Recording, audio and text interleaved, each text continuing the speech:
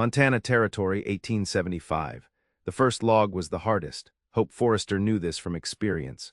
20 years old and alone on the vast frontier, she braced herself against the rough-cut pine and heaved.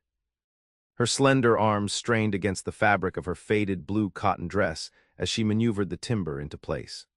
Sweat beaded on her forehead, dampening wisps of her honey-blonde hair that had escaped from beneath her worn bonnet. Hope paused to catch her breath, surveying the small clearing she had claimed as her own.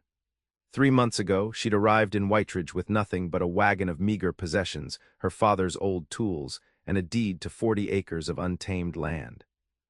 The townsfolk had whispered that a young woman alone couldn't survive a Montana winter. Those whispers fueled her determination more than any encouragement could have. "A cabin built by a woman's hand stands just as strong," she murmured, repeating her late mother's words. Her mother had taught her that frontier life demanded more than traditional feminine virtues. It required strength, resilience, and the will to build something from nothing. Hope believed the frontier was no place for romantic notions. Love was a luxury she couldn't afford, not when survival consumed every waking moment. The wilderness demanded everything: her sweat, her tears, her resolve, leaving no room for companionship or tenderness.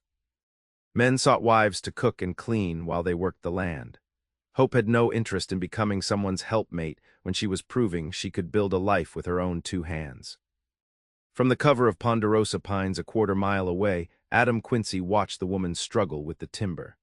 His hand instinctively reached for the reins of his chestnut gelding, prepared to ride down and offer assistance, but something held him back.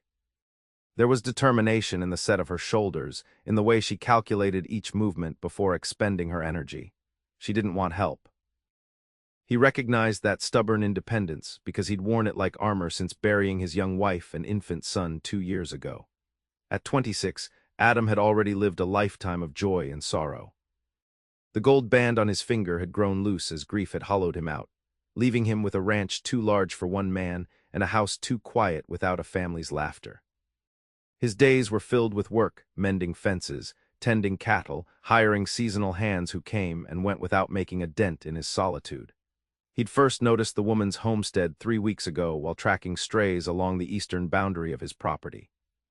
Each day since, he'd found reasons to ride this way, telling himself he was simply being neighborly, keeping an eye on a woman alone. But he knew it was more than duty drawing him back. Something about her reminded him of what he'd lost, the promise of home, of belonging. The woman below gave the log one final push, setting it in place with a small cry of triumph. Adam couldn't help but smile, the first genuine smile to cross his face in months. "She doesn't need your help, Quincy," he muttered to himself, turning his horse away from the clearing. "And you don't need complications." His ranch hands had been urging him to attend socials in town, to consider courting again. The widow Thornton had made her interest clear, bringing casseroles and offering sympathetic touches to his arm. But Adam couldn't bear the thought of replacing what he'd lost. His wife Sarah had been his first love, his only love. He'd promised forever and delivered only 3 years. How could he make such promises again? As he rode away, Adam told himself this would be the last time he'd check on the stubborn homesteader. He had his own battles to fight, his own ghosts to quiet.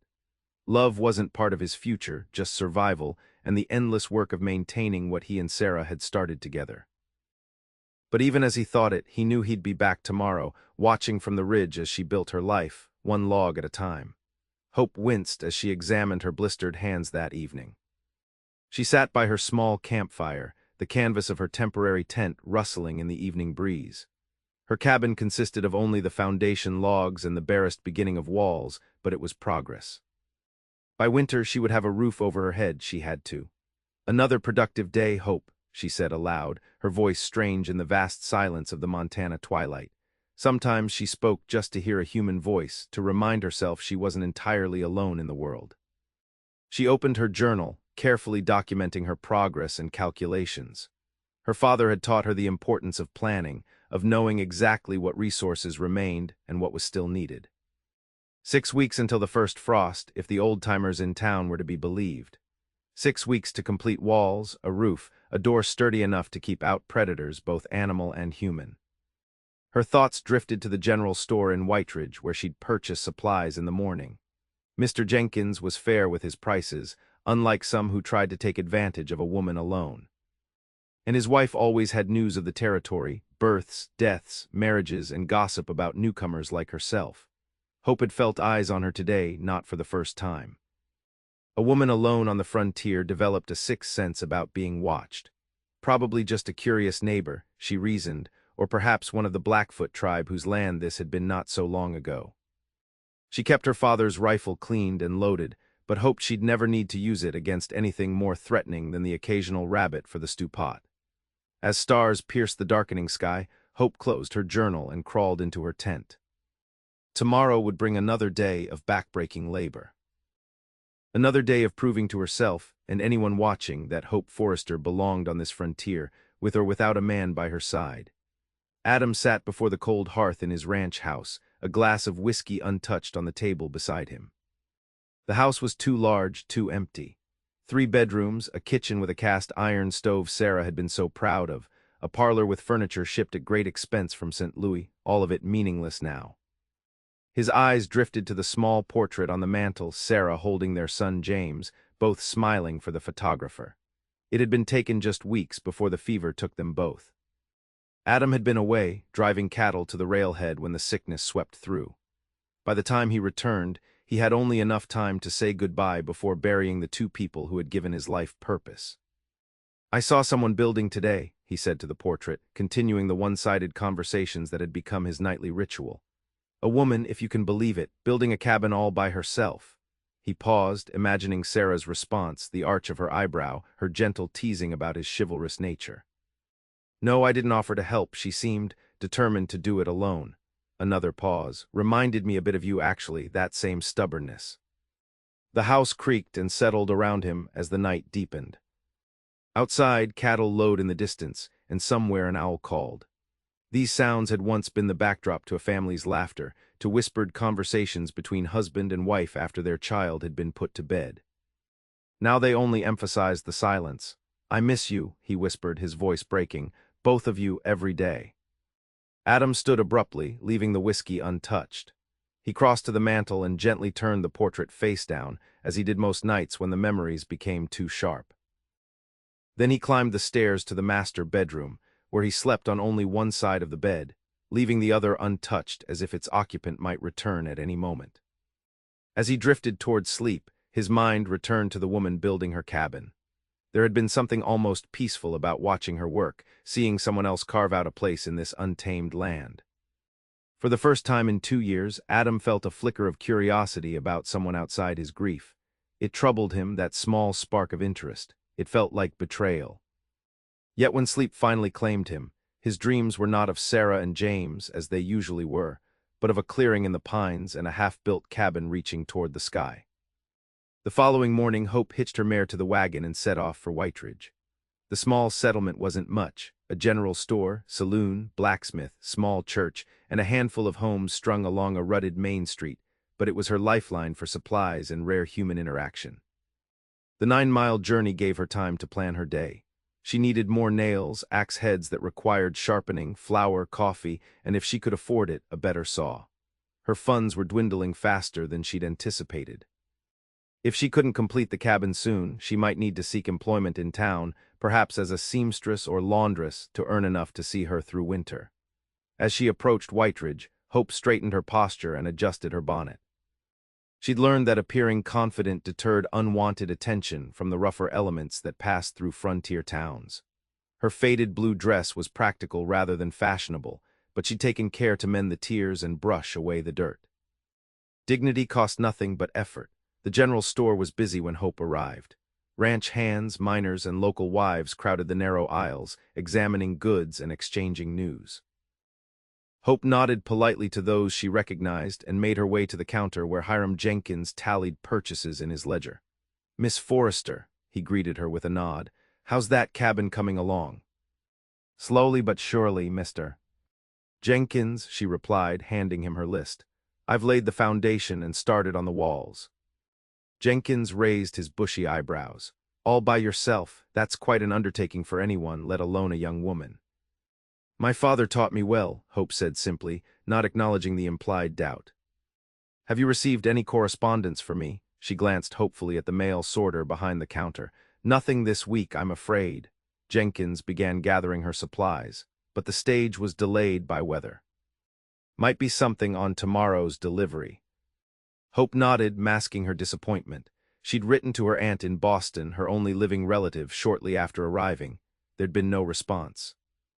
Perhaps the letter hadn't reached its destination, or perhaps Aunt Margaret disapproved too strongly of Hope's Western adventure to acknowledge it.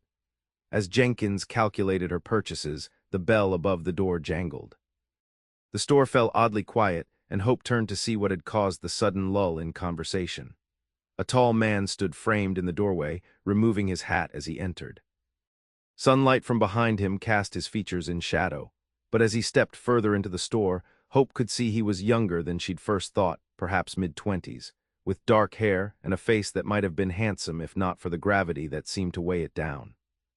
He wore the practical clothes of a rancher, worn denims, leather vest over a faded cotton shirt, boots dusty from the trail, but there was something in his bearing that set him apart. "Mr. Quincy," Jenkins called out, his tone reflecting both respect and caution. "Don't often see you in town these days." "Supply run," the man Quincy replied, his voice deeper than Hope had expected. "And mail pick up if there's anything for the double queue." "Just came in yesterday," Jenkins nodded. "Let me finish with Miss Forrester here, and I'll fetch it for you." Quincy's gaze shifted to Hope, and she felt a jolt of recognition. Something in his eyes, a watchfulness, an assessment, reminded her of the sensation of being observed she'd experienced at her homestead. Had he been the one watching her work? "Miss Forrester," he acknowledged with a slight nod. Hope returned the nod but said nothing. She turned back to Jenkins, aware of Quincy moving through the store, selecting items with efficient purpose. The other patrons gave him a wide berth, their conversations resuming but notably subdued. "That'll be $3.42, Jenkins told her, frowning at the total. "More than usual for you." Hope bit her lip, mentally recalculating her budget. "I'll leave the saw for another time," she decided reluctantly. The old one would have to manage a while longer. "I could extend credit," Jenkins offered.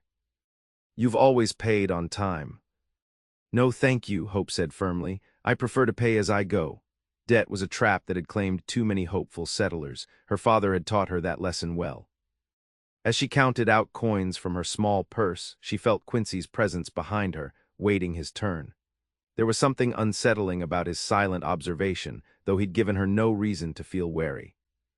"Do you need help loading your wagon, Miss Forrester?" Jenkins asked, bagging her purchases. "I can manage, thank you," she replied, gathering her goods. As she turned to leave, her arms full of supplies, she nearly collided with Quincy. He stepped aside, but not before she caught a better look at his face, clean-shaven except for slight stubble that suggested he'd been too busy for proper grooming. Eyes the color of a winter sky, features that spoke of both strength and sensitivity. Despite her determination to avoid entanglements, Hope couldn't help noticing his wedding band, a simple gold ring that gleamed against his tan skin. "Excuse me," she murmured, moving past him toward the door. "Building a cabin is easier with two sets of hands," he said quietly, his words meant only for her ears. Heat flashed through Hope, embarrassment tinged with indignation, so he had been watching her. "I prefer to rely on my own hands, Mr. Quincy, but I appreciate your concern," she replied, her tone measured but cool. Without waiting for his response, Hope pushed through the door into the bright Montana morning, her mind racing. Who was this Mr. Quincy to observe her work and then offer unsolicited advice? And why did the townspeople treat him with such deference? As she loaded her supplies into her wagon, Hope glanced back at the store. Through the window, she could see Quincy at the counter, his tall frame rigid as he conducted his business. There was something in his posture that spoke of isolation, a fortress built not of logs but of grief, not that it mattered to her. Hope had her own fortress to build, and winter was coming. Adam watched through the window as Miss Forrester drove her wagon out of town. There was something compelling about her independence, even as it worried him. The Montana Territory was no place for anyone to be truly alone, especially not as winter approached. Wolves, bears, desperate men, harsh weather, the threats were numerous and unforgiving. "Quite a woman, that one," Jenkins commented as he sorted through the mail behind the counter. "Showed up 3 months back with a deed to the old Peterson claim and not much else. Hasn't asked for help once, though Lord knows she could use it." "Peterson claim," Adam frowned. That's rough country, poor soil far from water. Jenkins nodded, 40 acres of mostly rocks and pines. Peterson gave up after 2 seasons. Sold it to some land speculator back east who probably painted it as paradise to that poor girl. Adam's jaw tightened. He'd seen such schemes before, unscrupulous men selling worthless frontier land to Easterners who didn't know any better. Usually it was greenhorn men who fell victim, not young women traveling alone. "Here we are," Jenkins said, handing over a small stack of letters. "Couple from your cattle buyer in Chicago, one from that lawyer in Helena, and," he hesitated, "one from your sister-in-law in St. Louis." Adam took the letters, his expression carefully neutral. His relationship with Sarah's family had become strained after her death.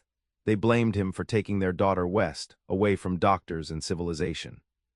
Perhaps they were right to do so. "Thanks, Jenkins," he said, tucking the letters into his vest pocket. "Add a sack of peppermint drops to my order." Jenkins raised an eyebrow, sweet tooth acting up again. Adam didn't answer. The candy had been Sarah's favorite. Sometimes he bought it just to remember the way her eyes lit up when he brought it home, the way she'd hide it from little James, who always somehow found her secret stash.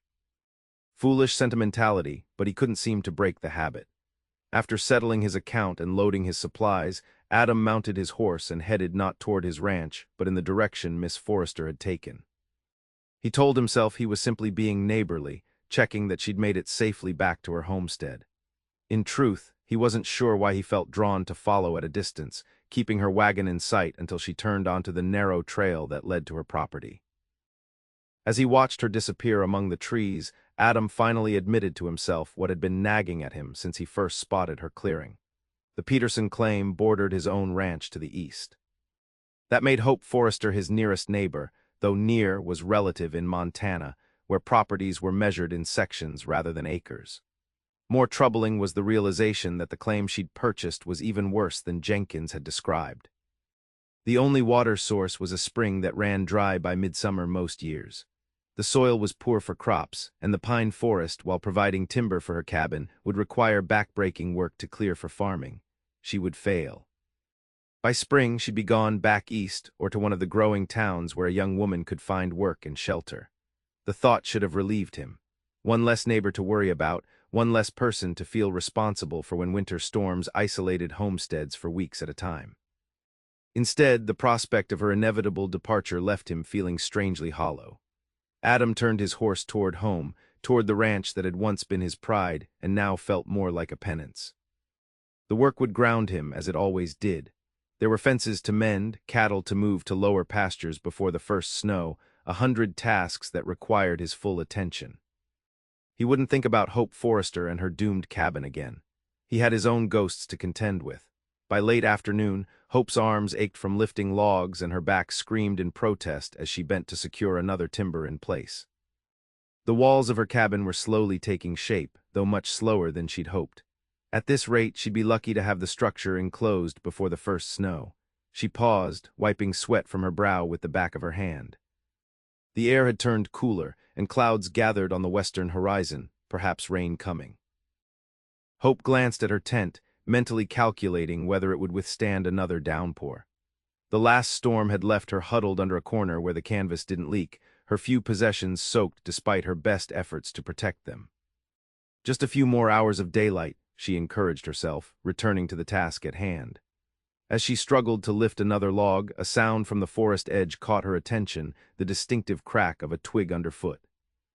Hope froze, her hand moving instinctively toward the rifle propped against her half-built wall. "Who's there?" she called, trying to keep the tremor from her voice. Silence answered her, but Hope knew better than to dismiss the sound. 4 years ago, her father had taught her to trust her instincts above all else. Those same instincts had kept him alive through the war between the states and the dangerous years that followed. "I'm armed," she warned, "and I know how to use this rifle." From the shadows of the pines emerged a figure, not a man as she'd expected, but a girl of perhaps 14 or 15. Her dress was threadbare but clean, her dark hair pulled back in a simple braid. She carried a small basket covered with a checkered cloth. "I did not mean to frighten you," the girl said, her English accented but clear. "My grandmother sent me with food." Hope lowered her rifle, confusion replacing fear. "Your grandmother." The girl approached cautiously, stopping several yards away. She says you work too hard for someone so small. A smile flickered across her solemn face. Her words, not mine. I am Alina. Hope Forrester, Hope replied, setting aside her rifle completely. Who is your grandmother and how does she know me? We live beyond the creek, Alina explained, gesturing vaguely eastward. Grandmother watches many things. She saw you building alone and said it was not good for a woman to work without eating. She held out the basket, cornbread and stew. Hope hesitated, unused to charity and wary of obligation, but her stomach growled traitorously. She hadn't eaten since breakfast, a meager meal of cold biscuits and jerky. Please thank your grandmother for her kindness, Hope said, accepting the basket. Would you like to sit for a moment? I can make coffee. Alina glanced at the sky. No, thank you. I should return before dark. Grandmother will want her basket tomorrow. Before Hope could respond, the girl turned and disappeared into the forest with a swiftness that suggested she knew these woods far better than Hope ever would. Within moments, it was as if she'd never been there at all, only the basket of food proving she hadn't been a hallucination born of hunger and exhaustion. Hope uncovered the basket to find a small crock of still-warm stew, venison by the smell of it, and several pieces of golden cornbread. Her mouth watered at the sight. As she ate, savoring the rich flavors, Hope contemplated this unexpected act of kindness. She'd been so focused on proving her self-sufficiency that she'd forgotten the frontier's other lesson. Survival sometimes meant accepting help when offered. Her father would have called it foolish pride to refuse good food when her body needed strength for the work ahead. With renewed energy from the meal, Hope returned to her cabin building with fresh determination. She worked until dusk rendered it too dangerous to continue, then sat by her campfire, writing in her journal by the flickering light. Made progress on the north and west walls today, she wrote. Met a girl named Alina who brought food from her grandmother. Must find a way to repay their kindness, though I'm not sure where they live precisely. Beyond the creek could be anywhere eastward. She paused, tapping her pencil against the page. Still feel as though I'm being watched at times, not Alina or her grandmother, someone else, not threatening exactly, but present. Hope closed the journal, too tired to capture the strange sensation that had accompanied her for days now. It wasn't fear she felt when the hairs on her neck stood up, signaling unseen eyes upon her. It was something more complex, awareness, curiosity, and something else she couldn't name. As she crawled into her tent that night, the first drops of rain began to fall. Hope curled beneath her blankets, listening to the patter against canvas, and found herself wondering about her mysterious neighbors, the grandmother who watched, the girl who appeared like a woodland spirit, and the man from town whose eyes held such sorrow. For the first time since arriving in Montana, Hope felt less alone. The realization brought both comfort and unease as she drifted into exhausted sleep. Adam woke before dawn, as was his habit.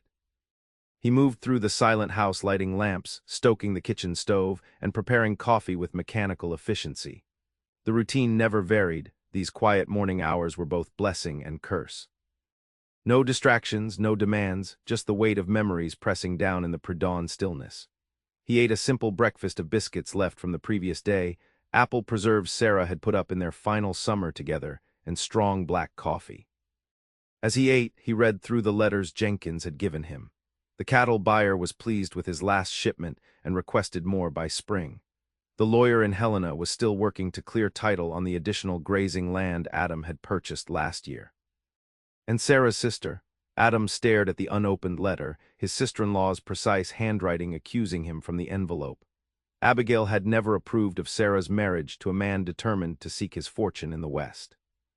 After their deaths, her letters had grown increasingly bitter, blaming Adam for choices that had been made together by a husband and wife with shared dreams. He slipped the letter into his shirt pocket unopened. Later, he'd read it later. Outside, the eastern sky had begun to lighten, revealing a landscape washed clean by overnight rain. Adam saddled his horse and rode out to check fences and cattle, losing himself in work as the sun climbed higher.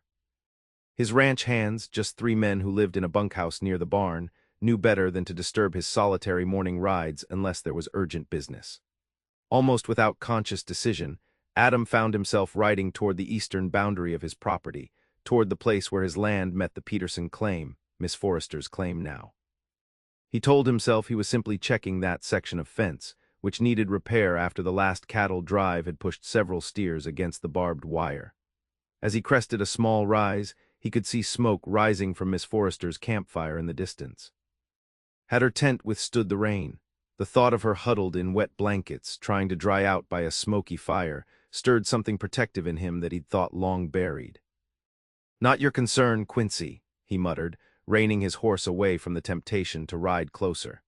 He'd nearly convinced himself to return to his own pressing work when a movement near Miss Forrester's camp caught his eye, but not at her cabin site. Instead, two figures on horseback approached from the north, moving with purpose toward her clearing. Adam recognized the riders even at this distance. The Harmon brothers, Wallace and Luther, had a small ranch north of town, though ranch was a generous term for their ramshackle operation. They were known more for moonshine than cattle, and for their unwelcome attention to women traveling alone. The sheriff had warned them off more than once, but with law enforcement stretched thin across the territory, men like the Harmons operated with near impunity in the spaces between settlements. Without hesitation, Adam urged his horse forward, no longer concerned about being seen. Miss Forrester might value her independence, but no woman alone should have to face the Harmon brothers. As he rode, he checked the rifle in its scabbard and the revolver at his hip, precautions he hoped wouldn't be necessary but wouldn't hesitate to use if the situation demanded it. Hope had just rekindled her campfire when she heard horses approaching. She straightened, automatically reaching for her rifle before seeing the two men who rode into her clearing as if they owned it.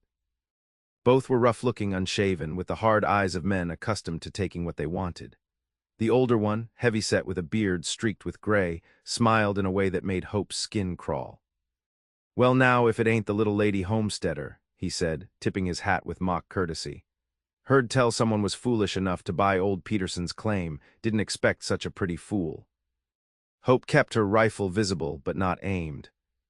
"This is private property. State your business or move along." The younger man, lean and rat-faced, laughed. "Hear that, Wallace? We're on private property." His gaze traveled over Hope's figure in a way that made her grip the rifle tighter. "We're just being neighborly, miss, checking that you're settling and all right." "I'm fine, thank you," Hope said firmly. "Now please leave, I have work to do." The older man, Wallace, dismounted, ignoring her request. "Building a cabin all by your lonesome, that's mighty ambitious." He moved toward her half-constructed walls, running a hand along the logs she'd placed with such effort. Shame if something were to happen to it. Forests can be dangerous, fires start so easily. The threat was thinly veiled, and Hope felt cold fear settle in her stomach despite the morning sun. These men weren't here by chance or goodwill. "What do you want?" she asked, keeping her voice steady.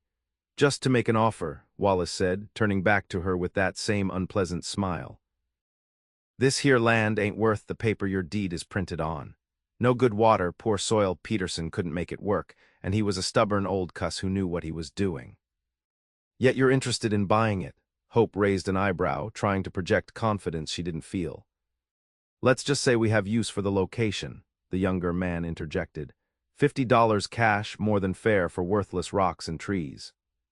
Hope knew the offer was insultingly low. She'd paid $300 for the claim, and even that had stretched her savings to breaking point. "This land isn't for sale at any price," she said. "Now I'll ask you once more to leave." Wallace's expression hardened, the pretense of civility dropping away. "You might want to reconsider, miss. Woman alone out here, all sorts of accidents can happen. Wolves, bears, fires." He stepped closer. "Men with less patience than us."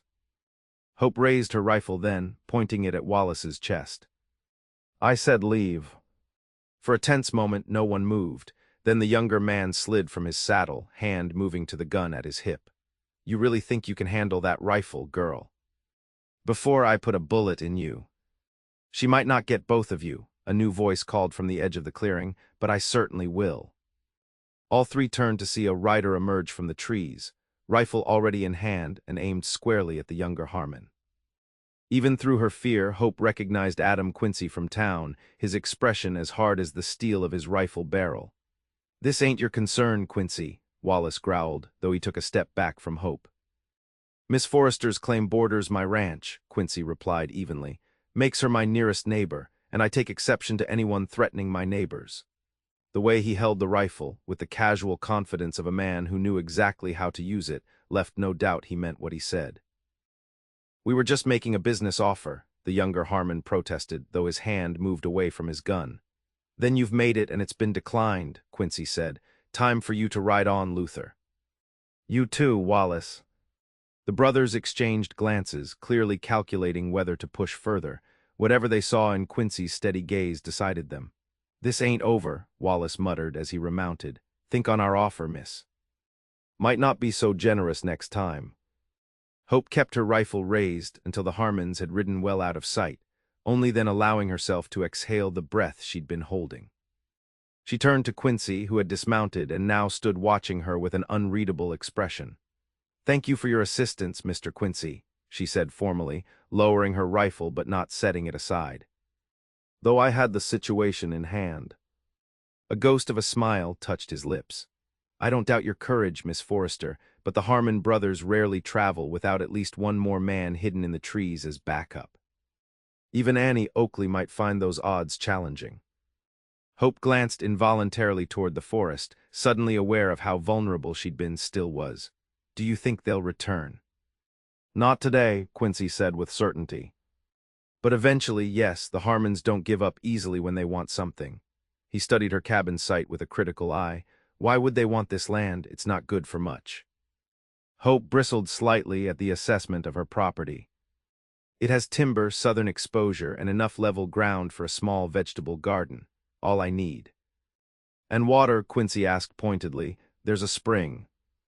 "That dries up by July most years," he countered. "Peterson tried digging a well twice, hit rock both times." Hope stared at him, dismay warring with stubborn pride. "How do you know so much about my property, Mr. Quincy?" He gestured to the west. "My ranch starts just beyond that ridge. Double Q's been here 15 years. I knew Peterson, watched him try and fail to make this claim work." His expression softened slightly. "He was an experienced frontiersman, Miss Forrester. If he couldn't make it productive—" "I'm not trying to raise cattle or grow wheat," Hope interrupted. "I just need enough to support myself." She turned away, unwilling to let him see the doubt his words had planted. "Thank you again for your intervention, but I have work to do." Instead of leaving, Quincy stepped closer to her cabin walls, examining her work with the eye of someone who knew construction. "Your technique is sound," he said after a moment, surprising her. "Good notching on these corner joints. Who taught you?" "My father," Hope replied, caught off guard by the shift in conversation. "He built houses before the war." Quincy nodded. "It shows, but you're working too slowly for the season." He glanced at the sky. "First snow could come in 6 weeks, maybe less up here." "I'm aware of the timeline," Hope said stiffly. "I'm managing." "Of course you are." Something in his tone, not condescension, but understanding, made her look at him more closely. In the clear morning light, she could see the lines of fatigue around his eyes, the slight hollowness to his cheeks that spoke of a man who often forgot to eat. His wedding band caught the sunlight as he gestured toward her work. "The Harmons will be back," he said, returning to the more pressing concern. "If not them, then someone else. Word gets around about a woman homesteading alone." "Are you suggesting I give up, sell my claim and leave?" Hope asked, fighting to keep the tremor from her voice. This land represented everything: her independence, her future, her chance to prove that a woman could succeed where men had failed. "No," Quincy said simply. "I'm suggesting you accept help." Hope blinked, startled by the directness of his offer. "I don't have money to hire hands." "I'm not offering to work for wages, Miss Forrester." "Then what are you offering, Mr. Quincy?" she asked cautiously. He seemed to consider his words carefully before answering. "My ranch hands, and I could help you raise those walls and get a roof on before winter. In exchange, you could help with preparing meals for my men during the spring roundup." He held up a hand as she began to protest. "Not charity, a fair exchange of labor. Common practice out here where hands are always in short supply." Hope wanted to refuse immediately. Accepting help felt too much like admitting she couldn't manage alone, the very thing she'd set out to prove. Yet practicality warred with pride. Her cabin needed to be completed before snow fell, and at her current pace she'd be lucky to have walls up, let alone a roof. "Why would you help me?" she asked finally. "You don't know me." Something flickered in Quincy's eyes, a shadow of emotion quickly controlled. As I said, you're my neighbor. Out here, that means something. He glanced around the clearing. Besides, my wife would have. He stopped, jaw tightening. It's the right thing to do. The mention of his wife and the pain that accompanied it explained much about the gravity Adam Quincy carried with him. Hope had assumed he was married, given the ring, but something in his expression suggested his wife was no longer present. I'll consider your offer, Hope said, unwilling to commit but equally unwilling to refuse outright. Thank you, Mr. Quincy. He nodded, accepting her non-answer. I'll ride by tomorrow. If you've decided to accept help, have a white cloth tied to that pine. He pointed to a tall tree at the edge of her clearing. If not, I'll respect your decision. Without waiting for her response, Quincy mounted his horse and tipped his hat. Good day, Miss Forrester. Keep that rifle handy. Hope watched him ride away, his straight back and broad shoulders silhouetted against the morning sky. Only when he disappeared among the trees did she realize she was still holding her rifle, her knuckles white from gripping it too tightly. The Harmon's threat and Quincy's warning left her shaken, though she tried to dismiss the fear. She'd come too far to be frightened away by bullies or discouraged by well-meaning neighbors. Yet as she returned to her work, lifting another heavy log into place, Hope couldn't help glancing nervously at the forest surrounding her small clearing. For the first time since arriving in Montana, she felt the true isolation of her position, not as independence but as vulnerability. Adam rode hard back to his ranch, anger simmering beneath his controlled exterior. The Harmons had no legitimate interest in the Peterson claim. Their sudden desire for the property suggested something illegal. Moonshine still, most likely, or perhaps something worse. Either way, their presence put Miss Forrester in danger beyond the usual frontier risks. At the ranch, he found his foreman, Caleb Wilson, mending tack outside the barn. Caleb had been with the Double Q since the beginning, helping Adam build the ranch from nothing more than a stake in the ground and a young man's ambition. At 45, with graying hair and weather-carved features, he'd become Adam's right hand, and in the darkest days after Sarah and James died, something close to family. Trouble? Caleb asked, noting Adam's expression as he dismounted. Harmon brothers, Adam replied tersely, explaining what he'd witnessed at the Forrester claim. Caleb whistled low. Nasty piece of work, those two. What would they want with that rocky patch? Location, Adam said. It's remote enough for whatever they're planning but has access to the Valley Trail, perfect for moving illegal goods. And the woman? She holding up all right out there alone. Adam hesitated, unsure how to describe Hope Forrester's determined independence. She's building a cabin by herself. Good technique, but too slow for the coming weather. He paused. I offered help.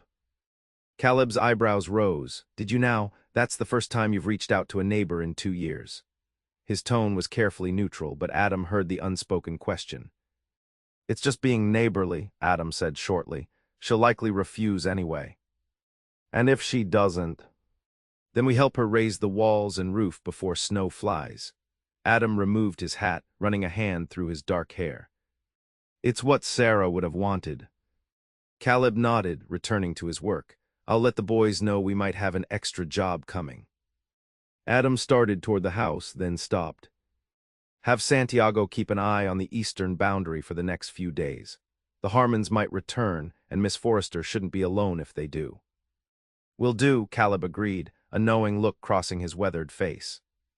Anything else for our new neighbor? That's all, Adam said firmly, turning away to hide the inexplicable warmth that rose to his face at Caleb's implication.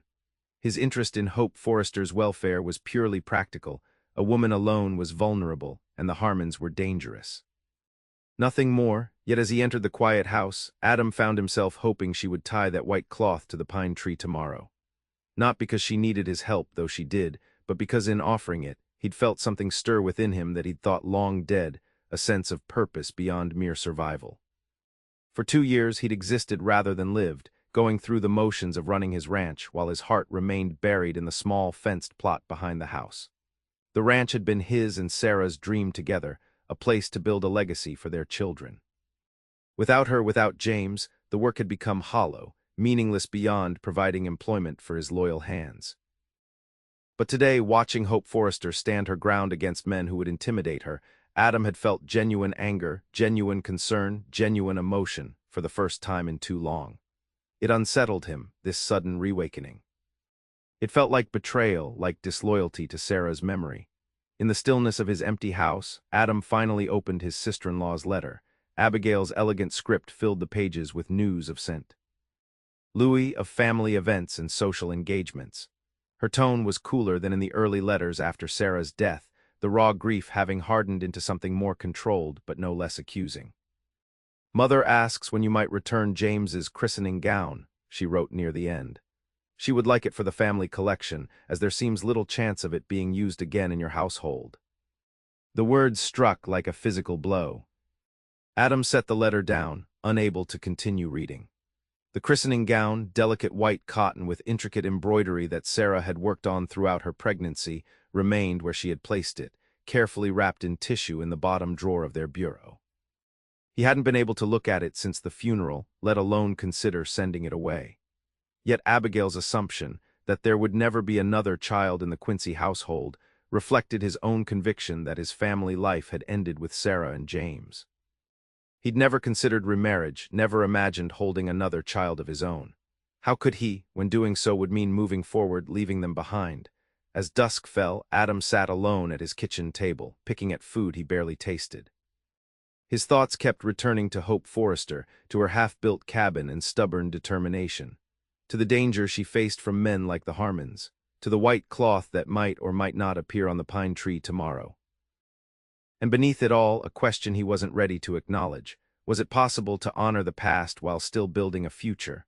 Hope spent the remainder of the day working with renewed urgency, the Harmons' visit and Quincy's warning fueling her efforts. By dusk, her arms trembled with exhaustion and her back ached fiercely, but she'd managed to place 3 more logs on her cabin walls, more progress than she'd made in the previous 2 days combined. As she prepared a simple supper of beans and the remaining cornbread from Alina's grandmother, Hope's mind circled back to Adam Quincy's offer. The practical part of her new accepting help was the sensible choice. Winter in Montana was no joke. People died in unfinished shelters, frozen in their bedrolls when blizzards struck without warning. Yet pride and principle held her back. She'd left Boston precisely to prove she could make her own way, that a woman needn't be dependent on father, husband, or brother for survival. Accepting help from Quincy and his men felt like admitting defeat before she'd truly begun. "It's a fair exchange of labor," she reminded herself aloud, recalling his words. "Not charity." But was it truly fair? How many meals would equal the work of raising walls and a roof? The equation seemed unbalanced in her favor, which made Hope suspect Quincy's offer contained an element of charity after all, however he might frame it. As darkness fell, Hope retreated to her tent, journal in hand.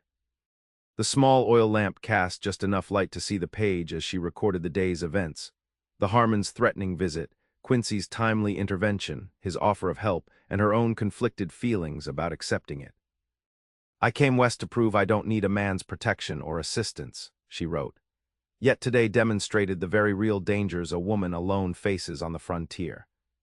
Is it stubborn pride to refuse help when my very survival may depend on it? Or is it compromising my principles to accept? She closed the journal without reaching a conclusion.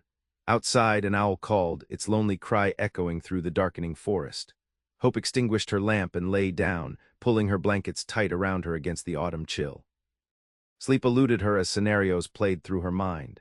If she refused Quincy's help and failed to complete her cabin before winter, she might not survive until spring. If she accepted, she'd have shelter, but at the cost of her complete independence, the very thing she'd journeyed west to claim. There was also the matter of Adam Quincy himself. Something about him unsettled her, not in a threatening way, but in a manner that made her acutely aware of herself as a woman, not merely a homesteader. The grief he carried was evident in his bearing, in his eyes, in the way he'd started to mention his wife and then stopped. Hope had no interest in becoming entangled in another's sorrow, or in any relationship beyond neighborly courtesy. Her path was clear: build her cabin, establish her homestead, prove that a woman could succeed alone. Yet as she finally drifted toward sleep, Hope found herself remembering how it had felt to have someone stand beside her against the Harmons, not because she couldn't have faced them herself, but because she hadn't had to face them alone. Dawn broke clear and cold, frost silvering the grass around Hope's tent. She rose stiffly, her muscles protesting yesterday's exertion. After a quick breakfast of coffee and hardtack, she stood at the edge of her clearing, gazing up at the tall pine Quincy had indicated. In her hand, she clutched a white handkerchief, one of the few feminine touches she'd brought from Boston. Its delicate embroidery seemed out of place here in the wilderness, a reminder of the society life she'd left behind. It's practical, not personal, she told herself as she moved toward the pine. A business arrangement between neighbors. Yet as she reached up to tie the handkerchief to a low branch where it would be visible from the trail, Hope couldn't help feeling she was making a decision that would alter her path in ways she couldn't yet foresee. The cloth secured, Hope returned to her work. If Quincy kept his word, help would arrive soon. Until then, every log she placed was one less they'd need to handle. She had something to prove, not just to Quincy and his men, but to herself. That even in accepting help, she remained capable, independent Hope Forrester. Adam spotted the white cloth as soon as he crested the ridge overlooking Miss Forrester's claim. Something lightened in his chest at the sight, relief that she'd chosen safety over pride, he told himself. Nothing more. He turned his horse back toward the ranch, riding quickly to gather Caleb and the two younger hands who could be spared from cattle work. Within an hour they were mounted and ready, tools lashed to packhorses, provisions for a day's labor secured in saddlebags. "Been a while since we raised a cabin," Caleb commented as they rode. "Not since you built the foreman's house after you and Miss Sarah married." Adam nodded, memories of that earlier cabin raising bittersweet but not as painful as they once would have been. Miss Forrester's already started the walls. Should be straightforward work if she's done the foundation properly. Santiago Rodriguez, the youngest of Adam's hands at 20, grinned. "Heard in town she's quite a looker, this lady homesteader." "She's a neighbor who needs assistance before winter," Adam said firmly. "Nothing more." "Of course, boss," Santiago agreed, though he exchanged a knowing glance with Davis, the fourth member of their group. At 23, Davis was quiet and serious, a contrast to Santiago's easy charm, but both were excellent workers Adam had come to rely on. As they approached the clearing, Adam was surprised to see smoke already rising from a small fire pit where a coffee pot hung steaming.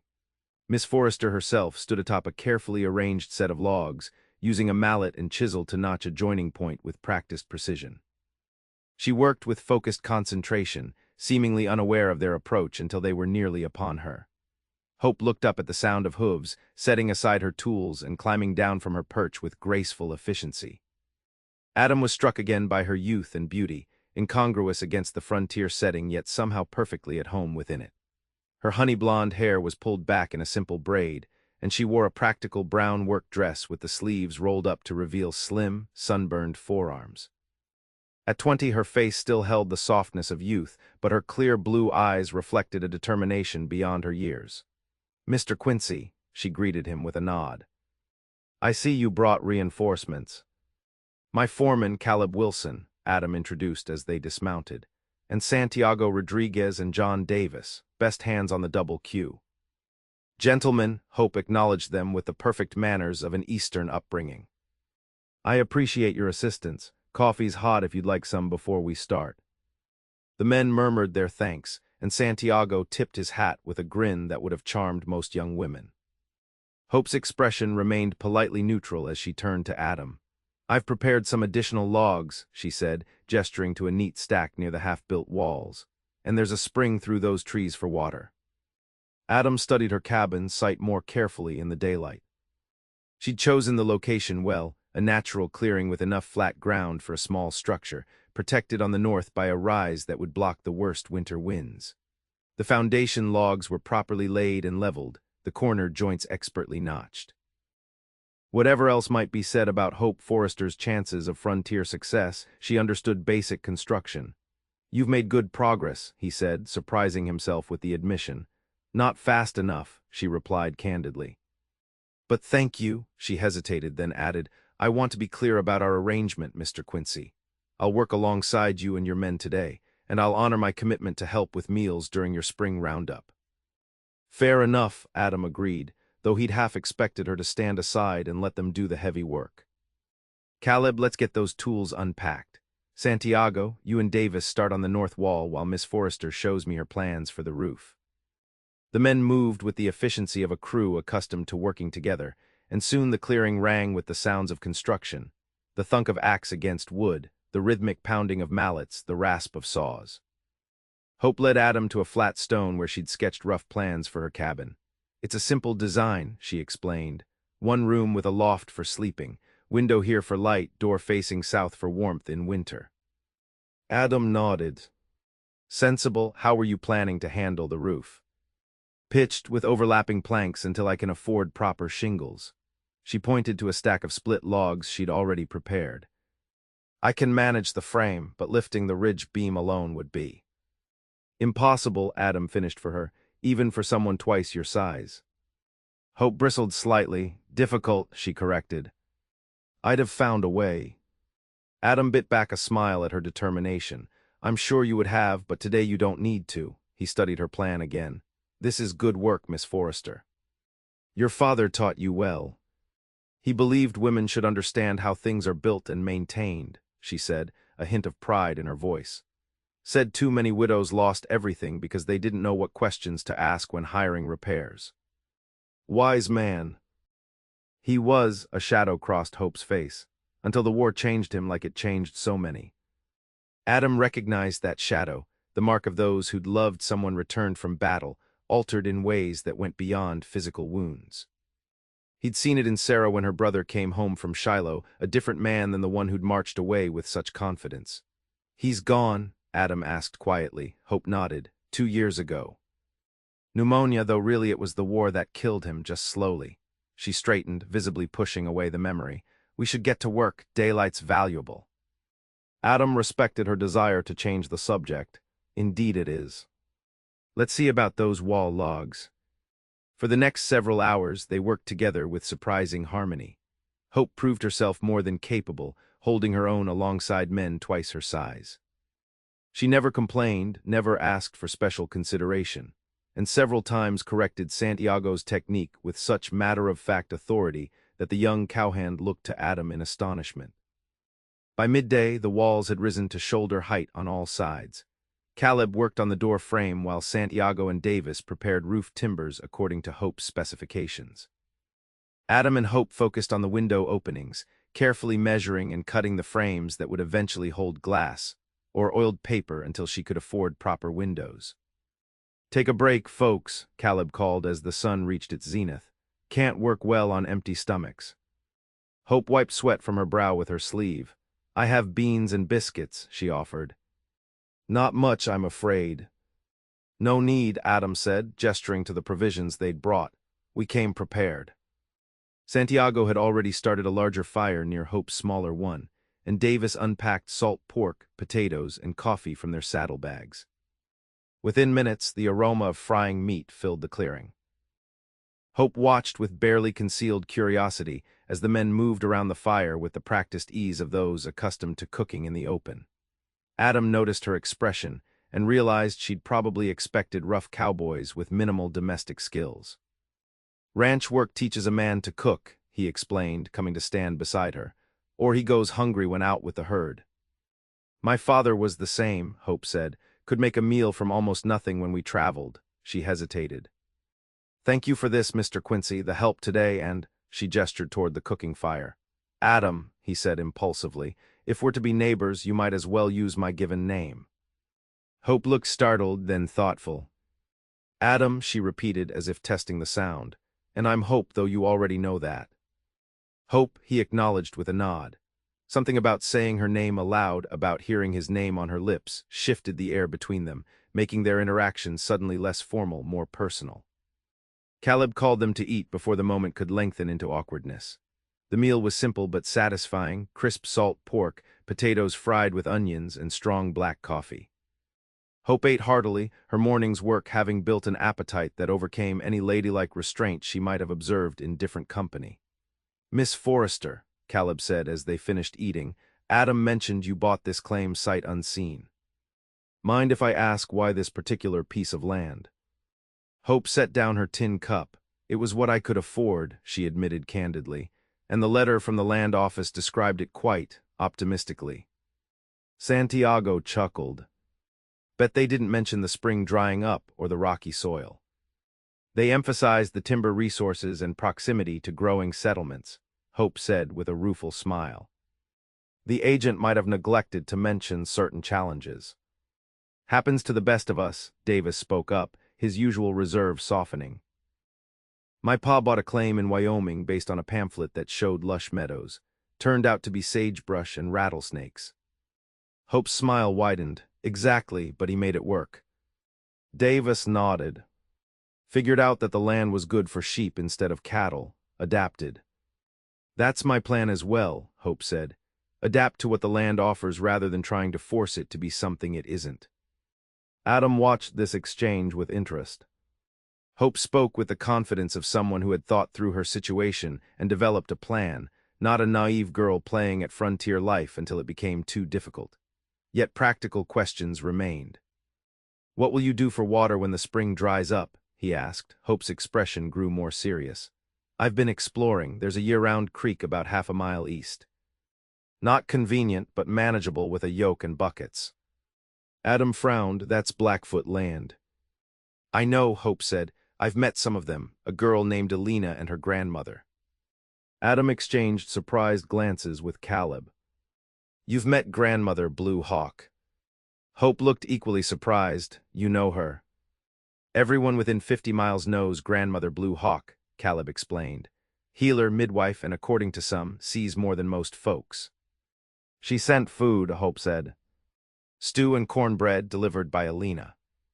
Adam's frown deepened. That's unusual. Blue Hawk keeps to herself mostly, especially since the troubles with settlers increased. What troubles? Hope asked. A weighted silence fell over the group. Adam finally answered, choosing his words carefully.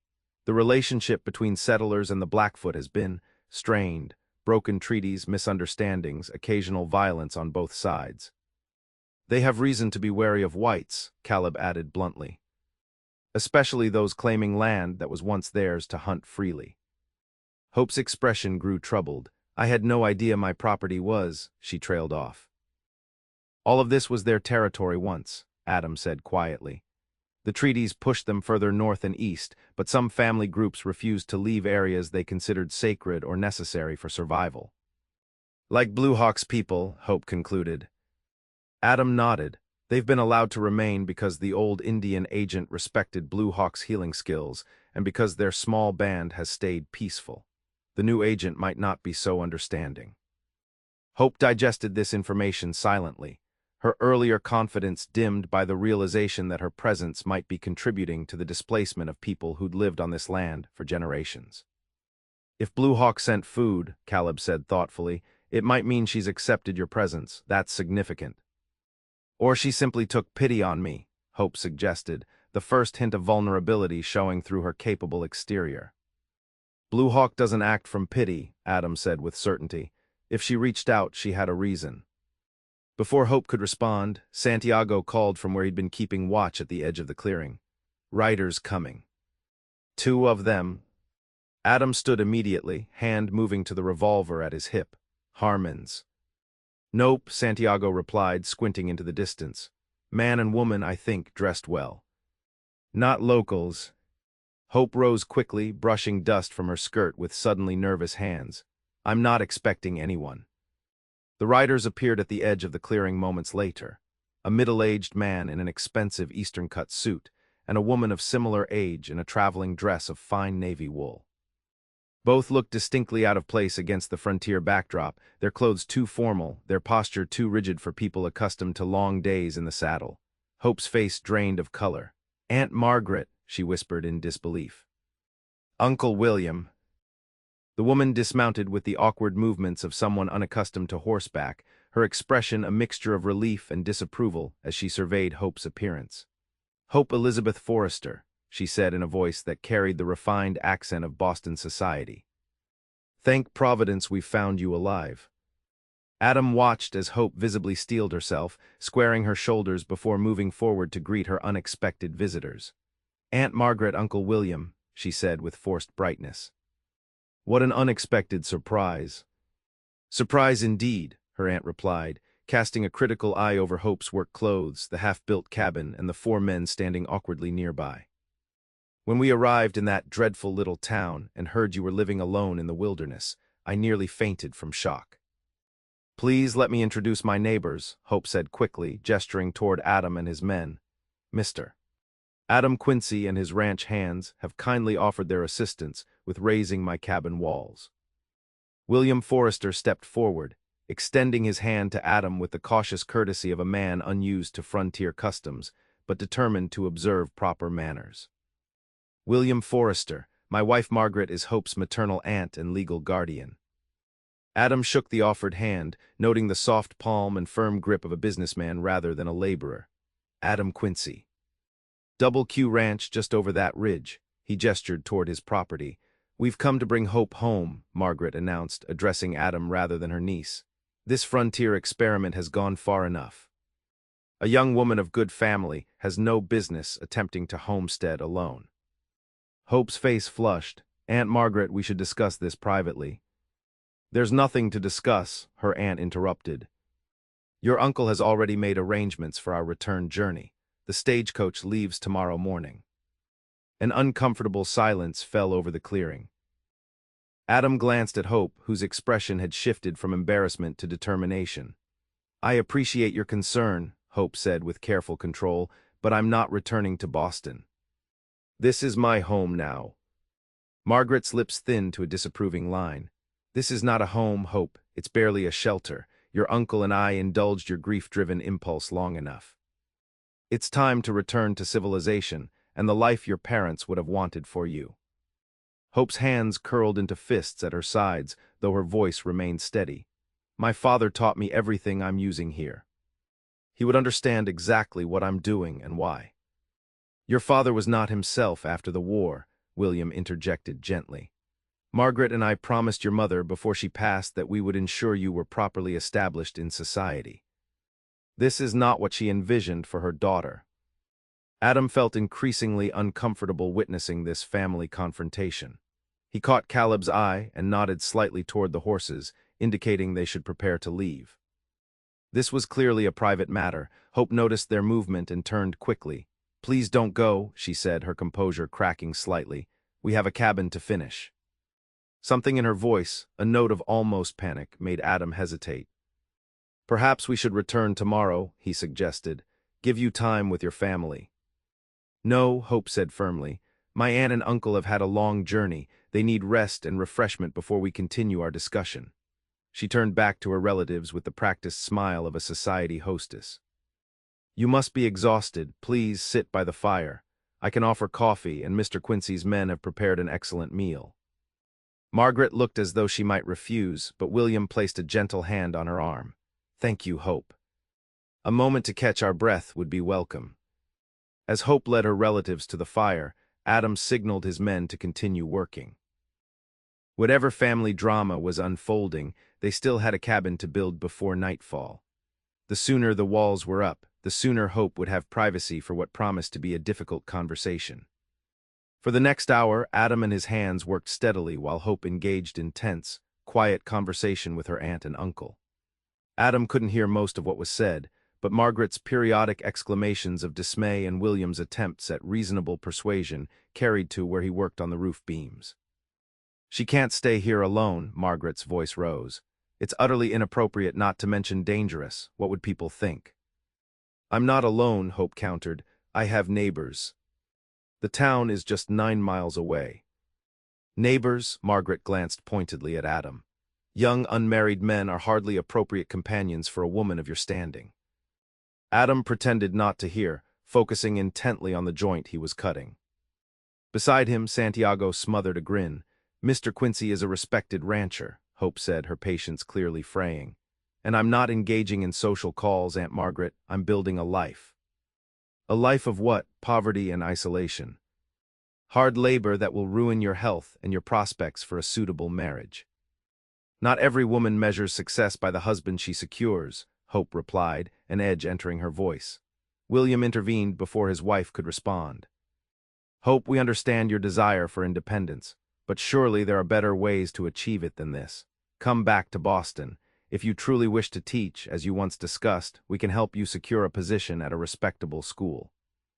Hope's shoulders slumped slightly, and Adam could see her resolve wavering under her uncle's more reasonable approach. The mention of teaching surprised him. He'd assumed Hope had come west simply seeking adventure or escape, not with a specific alternative plan in mind.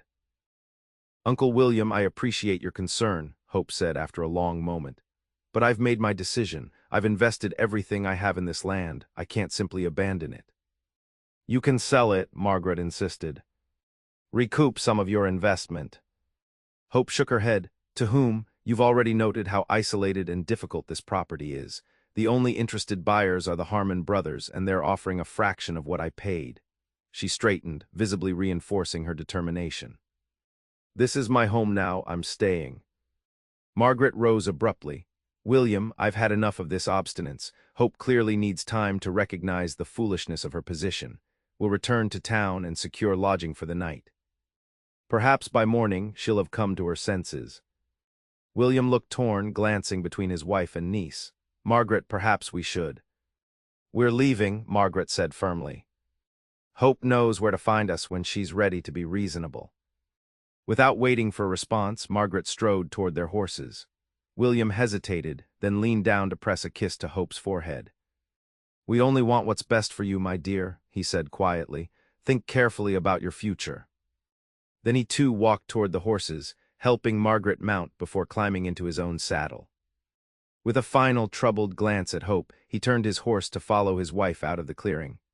Hope stood watching until they disappeared from view, her posture rigid, her expression unreadable. Only when they were gone did she allow her shoulders to sag, releasing a long, shaky breath. Adam approached cautiously, unsure whether to acknowledge what he'd overheard. "We've almost finished the north wall," he said, offering her the practical focus he sensed she needed. Hope turned to him, grateful understanding passing between them as she recognized his tacit acceptance of her desire not to discuss what had just occurred. "Thank you," she said simply. Then with visible effort, she squared her shoulders once more. "Let's finish those walls before we lose the light." As the afternoon progressed, Hope worked with even greater determination, as if trying to prove through physical labor that she'd made the right choice in staying. Adam found himself watching her more closely than before, seeing not just the capable young woman building a cabin, but someone fighting for her independence against all expectations and conventions. By the time dusk approached, the cabin walls stood complete, door and window frames in place, and the main roof beams positioned. With another day's work, Hope would have a weather-tight shelter before the first snow, an achievement that had seemed impossible when she was working alone. "We should head back while there's still light," Caleb said as they gathered their tools. "But we can return tomorrow to finish the roof if that suits, Miss Forrester." Hope looked up from where she was securing the door frame. "I couldn't ask for another day of your time," she began. "You've already done so much." "It's not finished," Adam interrupted, "and a half-built roof is worse than no roof when snow comes." Hope hesitated, clearly torn between pride and practicality. "Very well," she conceded. "I would be grateful for your help tomorrow."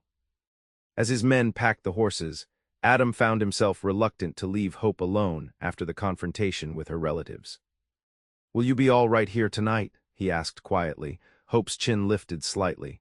"I've been all right every night for 3 months, Mr. Quincy. Today is no different." "Adam," he reminded her gently, "and today is different. Your aunt and uncle know where to find you." "They won't return tonight," Hope said with certainty. "Aunt Margaret values her comfort too highly to risk another journey in darkness. And Uncle William never contradicts her once she's made up her mind." Adam nodded, accepting her assessment. "Tomorrow, then." "We'll be here by mid-morning." Hope walked with him to his horse. "Thank you," she said softly, "not just for the help with the cabin." "For what, then?" She looked up at him, the fading daylight catching the gold in her honey-blonde hair. "For not saying what everyone else would, that a proper young lady has no business homesteading alone. That my aunt is right and I'm being foolish." Adam held her gaze. "Is that what you think I believe?" Hope considered the question seriously. "I don't know what you believe, Adam Quincy, but I know what you did today. You helped me build something that's mine, without judgment or condition." She glanced at the nearly completed cabin. "That means more than you know." Before Adam could respond, Caleb called that they were ready to ride. With a final nod to Hope, Adam mounted and led his men out of the clearing, aware of her standing alone by her cabin, watching them go. As they rode back toward the double queue, Santiago broke the contemplative silence. She's something, isn't she, standing up to those fancy relatives like that? Mind your own business, Santiago, Adam said, though without heat. Just saying, boss, takes courage to choose a hard path when an easier one's offered. Reminds me of someone else I know. The young wrangler grinned. Adam didn't respond, but Santiago's observation lingered in his mind. Hope Forrester had indeed shown remarkable courage, not just in coming west alone, but in standing her ground when given the chance to return to comfort and security. There was something admirable in such determination, even if the odds were stacked against her success. As the double queue came into view, Adam found himself wondering what Sarah would have thought of Hope. His wife had possessed a similar spirit of adventure, leaving behind a comfortable life in St. Louis to build something new with him. Would she have understood Hope's choice, approved of Adam helping her? For the first time in 2 years, Adam realized he could think of Sarah without feeling as though his chest were being crushed by grief. The pain was still there, the loss still profound, but somehow different, more like an old wound that ached rather than a fresh one that tore him apart. The thought both comforted and unsettled him as he rode toward his empty house. Hope slept fitfully that night, her mind replaying the confrontation with her aunt and uncle. Their arrival had shocked her, not just their presence in Montana, but the realization that they'd traveled so far solely to bring her back to Boston. It spoke of a determination she hadn't expected, especially from Uncle William, who typically avoided confrontation. Dawn broke with Hope already awake, sitting outside her tent with a cup of coffee, watching the first light touch the walls of her nearly completed cabin. Despite her unsettled night, a sense of accomplishment filled her as she surveyed yesterday's progress. The structure looked like a home now, not just a foundation and scattered logs. "One more day," she murmured. "One more day and I'll have a real roof over my head."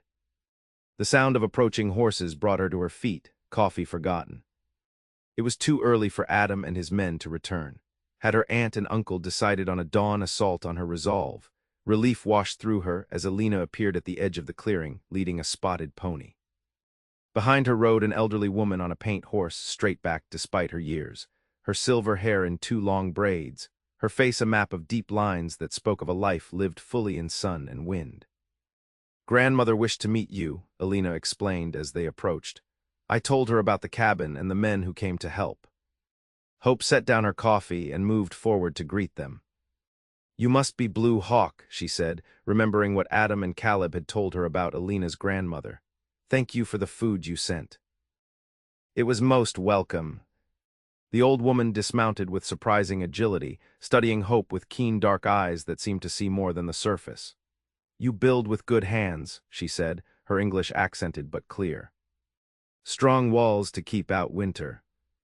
"Thanks to my neighbor's help," Hope acknowledged. "I couldn't have raised them alone so quickly." Blue Hawk nodded, walking toward the cabin to inspect it more closely. She ran weathered hands along the logs, examining the joints and window frames with the eye of someone who understood construction. "Good work," she pronounced after her inspection. "But a house needs more than walls and roof to be a home." Hope tilted her head questioningly. "What do you mean?" Blue Hawk turned to face her. "A home needs heart, purpose, belonging," she gestured around the clearing. "This land has known many people, some passed through, some stayed a season, some tried to force it to be what it was not." Hope thought of Peterson, the previous owner who had failed to make the claim productive. "And me. What do you think I will do?" Blue Hawk's expression remained inscrutable. "That depends on what you seek, Hope Forrester. If you came to conquer, you will fail. If you came to belong," she trailed off with a small shrug. "Time will tell." Alina moved to stand beside her grandmother. "Grandmother says you should attend the harvest gathering," she said, "in 3 days when the moon is full." Hope blinked in surprise. "Harvest gathering. Our people give thanks for summer's gifts before winter comes," Blue Hawk explained. "We gather, we feast, we prepare for the cold months. You should come. Learn about this land from those who have known it longest." Hope felt both honored by the invitation and uncertain about its implications. "I wouldn't want to intrude on your celebration." "Not intrusion if invited," Blue Hawk said simply. "Bring coffee, we have none." The practical request startled a laugh from Hope. "Coffee." "Of course." Blue Hawk's stern expression softened slightly. You have questions about living here, about water when the spring dries, about food when winter comes. Better to ask those who know than to learn through suffering. Hope couldn't argue with that logic. Thank you for the invitation. I would be honored to attend. Blue Hawk nodded, apparently satisfied. She turned to go, then paused. The man who helps you, Quincy, he carries much sorrow. Hope stilled, yes. I believe he does. 2 years is long enough to walk alone with grief, Blue Hawk said. Tell him that. Before Hope could respond to this startling pronouncement, Blue Hawk mounted her horse with Alina's assistance and turned toward the forest. 3 nights full moon, Alina will show you the way. Then they were gone, leaving Hope staring after them, Blue Hawk's words about Adam echoing in her mind. How had the old woman known it had been 2 years since his loss? And why tell Hope to deliver such a message? The questions lingered as Hope prepared for the day ahead, stoking her fire and mixing biscuit dough for breakfast. By the time she heard horses approaching from the west, Adam and his men returning as promised, she had pushed Blue Hawk's cryptic statements to the back of her mind. Today was about finishing her cabin. Questions about Adam Quincy's grief and what it might mean for her, if anything, could wait. Adam's breath caught slightly when he rode into Hope's clearing and saw her kneeling by the fire, golden hair loose around her shoulders as she tended to something cooking in a cast-iron skillet. The morning sunlight bathed the scene in a warm glow that reminded him painfully of early days at his own homestead, when Sarah would cook breakfast outside while he and the first hired hands prepared for the day's work. He pushed the memory aside as Hope looked up, quickly tucking her hair behind her ears and rising to greet them. "Good morning," she called, her voice bright with the anticipation of progress. "I've made breakfast if you're hungry." Caleb dismounted with a grin. "Never want to turn down a home-cooked meal, Miss Forrester." "Hope," she corrected him with a smile. "After yesterday, I think we can dispense with formalities." Adam noted the change in her demeanor, a new confidence, a settled certainty that hadn't been there before her relative's visit. Perhaps confronting her aunt and uncle had reinforced her determination to succeed here. "We brought roofing materials," Adam said, nodding toward the packhorses laden with supplies. "Split shingles will keep you drier than overlapping planks." Hope's eyes widened. "That's too generous, I can't accept." "Consider it an investment in good neighborly relations," Adam interrupted. "I'd rather not have to rescue you from a leaking roof in the middle of winter." His tone was light, but Hope studied him intently before nodding. "Thank you, I'll find a way to repay your kindness." "The promised cooking during spring roundup will more than cover it," Adam assured her, dismounting and leading his horse to where the others were being tied. As he passed Hope, he caught the scent of wildflowers. She must have washed her hair in the spring before they arrived. The feminine detail seemed at odds with the frontier setting, a reminder that beneath her practical capability was a young woman raised with the refinements of Eastern society. Breakfast was simple but satisfying: biscuits with preserves Hope had brought from Boston, and bacon fried crisp in the skillet. As they ate, Adam outlined the day's work, finishing the roof frame, laying shingles, and if time permitted, beginning on the chimney for the small stove Hope had purchased in Whiteridge. "Blue Hawk visited this morning," Hope mentioned casually as they finished eating, "with her granddaughter Alina." Adam paused mid-bite. "Blue Hawk came here to your cabin." Hope nodded. She inspected the construction, seemed to approve. She hesitated, then added, "She invited me to something called the Harvest Gathering in 3 days. Caleb whistled low. "That's significant. Blue Hawk doesn't extend such invitations lightly." "She also said to bring coffee," Hope added with a small smile. "Apparently pragmatism transcends cultural differences."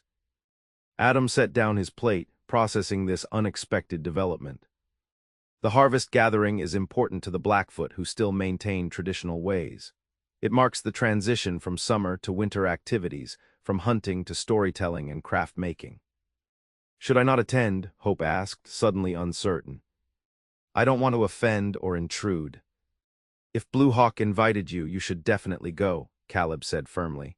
"It's an honor few whites receive, and it means she's accepted your presence on this land that alone is worth more than gold out here."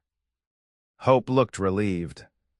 "She said I should ask questions about surviving winter, about water when the spring dries up. that it was better to learn from experience than through suffering. Wise advice, Adam agreed. Blue Hawk knows this territory better than anyone. If she's willing to share that knowledge, you'd be foolish to refuse. He paused, curious. Did she say anything else? A flicker of something, discomfort, uncertainty, crossed Hope's face.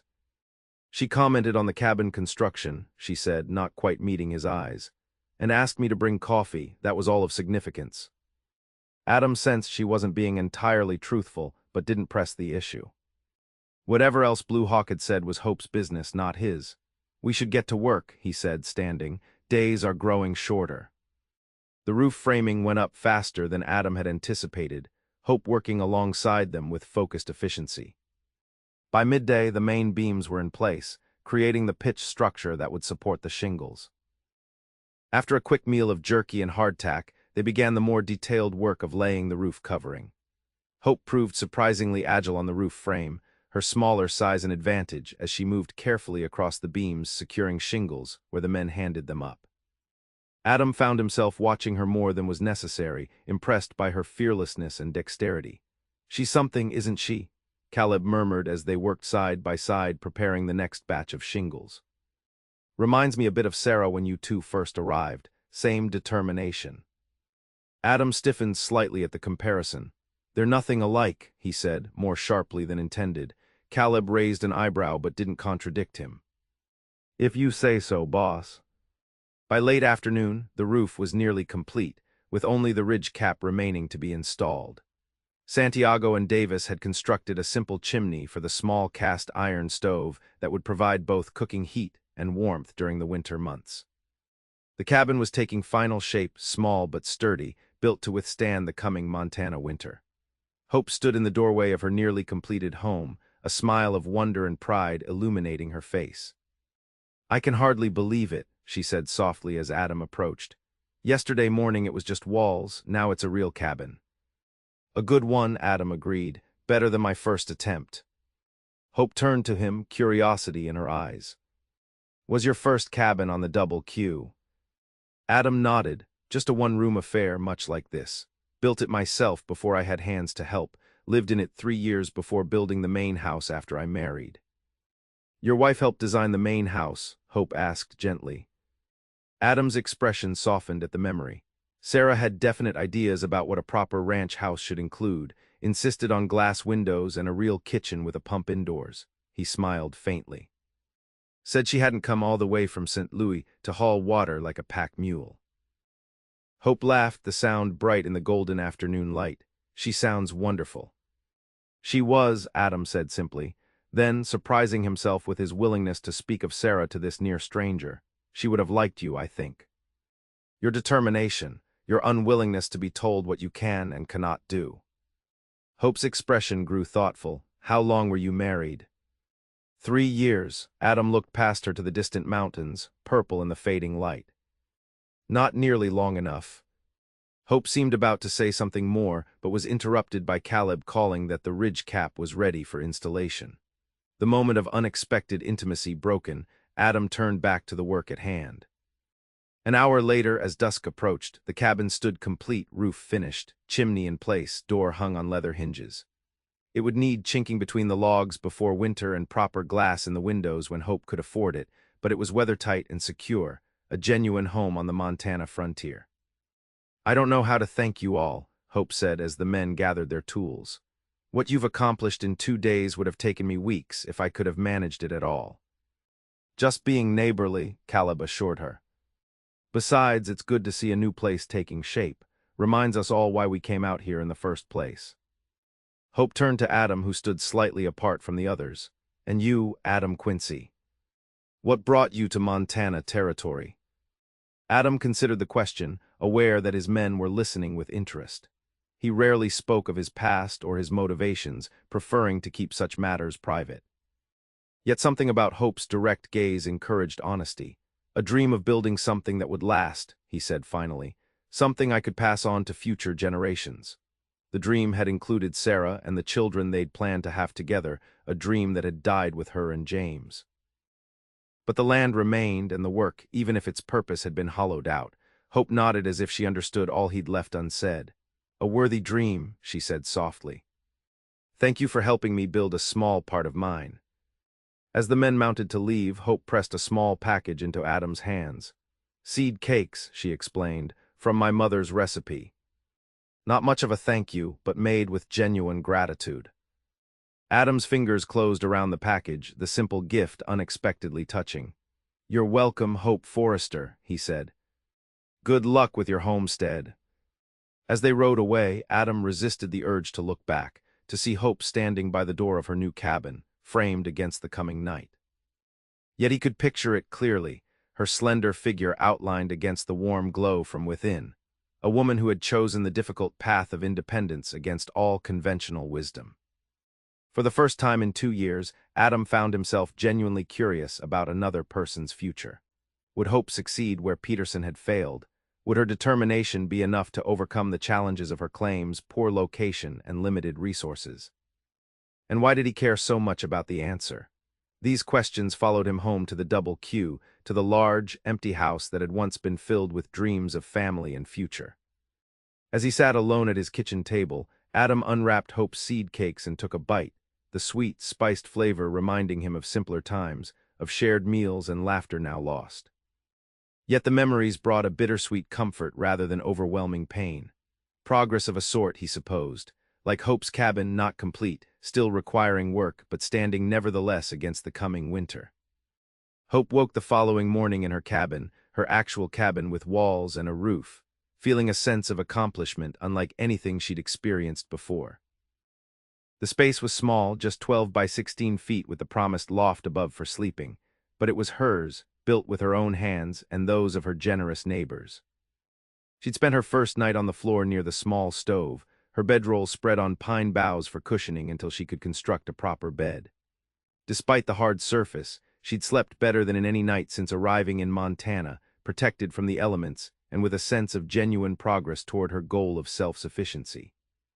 The morning air held a distinct chill, reminding Hope that winter approached.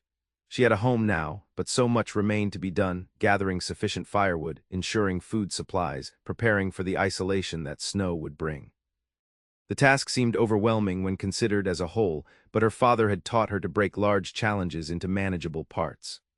"One step at a time, Hope," she murmured, echoing his words as she kindled a fire in her stove. After a simple breakfast, Hope made a list of immediate priorities. First was properly chinking the logs to prevent drafts, then building basic furniture, a bed frame, table, chair, and shelves. Finally, laying in supplies for winter, food, lamp oil, medicine, and enough firewood to last through months of snow. She was just gathering materials for chinking when the sound of approaching horses caught her attention. Her first thought was that Adam had returned, perhaps to check on her cabin after its first night of occupancy. Instead, she opened her door to find her aunt and uncle riding into her clearing, Margaret's face set in lines of determination, William looking uncomfortable but resolved. Hope stepped outside to meet them, mentally preparing for another confrontation. "Good morning," she greeted them with forced brightness. "Would you like to see my completed cabin?" Margaret dismounted with assistance from William, her expression softening slightly as she took in the sturdy structure. "It appears your Mr. Quincy and his men did excellent work," she acknowledged. "I worked alongside them," Hope pointed out, unwilling to have her contribution dismissed. "And the design was mine." William stepped forward, clearly trying to prevent immediate conflict. "It's a fine cabin, Hope. Your father would be proud of your resourcefulness." He glanced at his wife. "Margaret and I have been discussing your situation, and we've come to a compromise proposal." Hope raised an eyebrow, intrigued despite her wariness. "A compromise?" Margaret sighed, her rigid posture relaxing slightly. "Your uncle has convinced me that forcing you to return to Boston against your will would only result in your eventual departure again. You have your father's stubborn nature, for better or worse." "What Margaret means," William interjected with a gentle smile, "is that we recognize your determination to make your own way. We respect it, even if we don't fully understand it." Hope felt a surge of gratitude toward her uncle, who had always been the peacemaker in family disputes. "Thank you.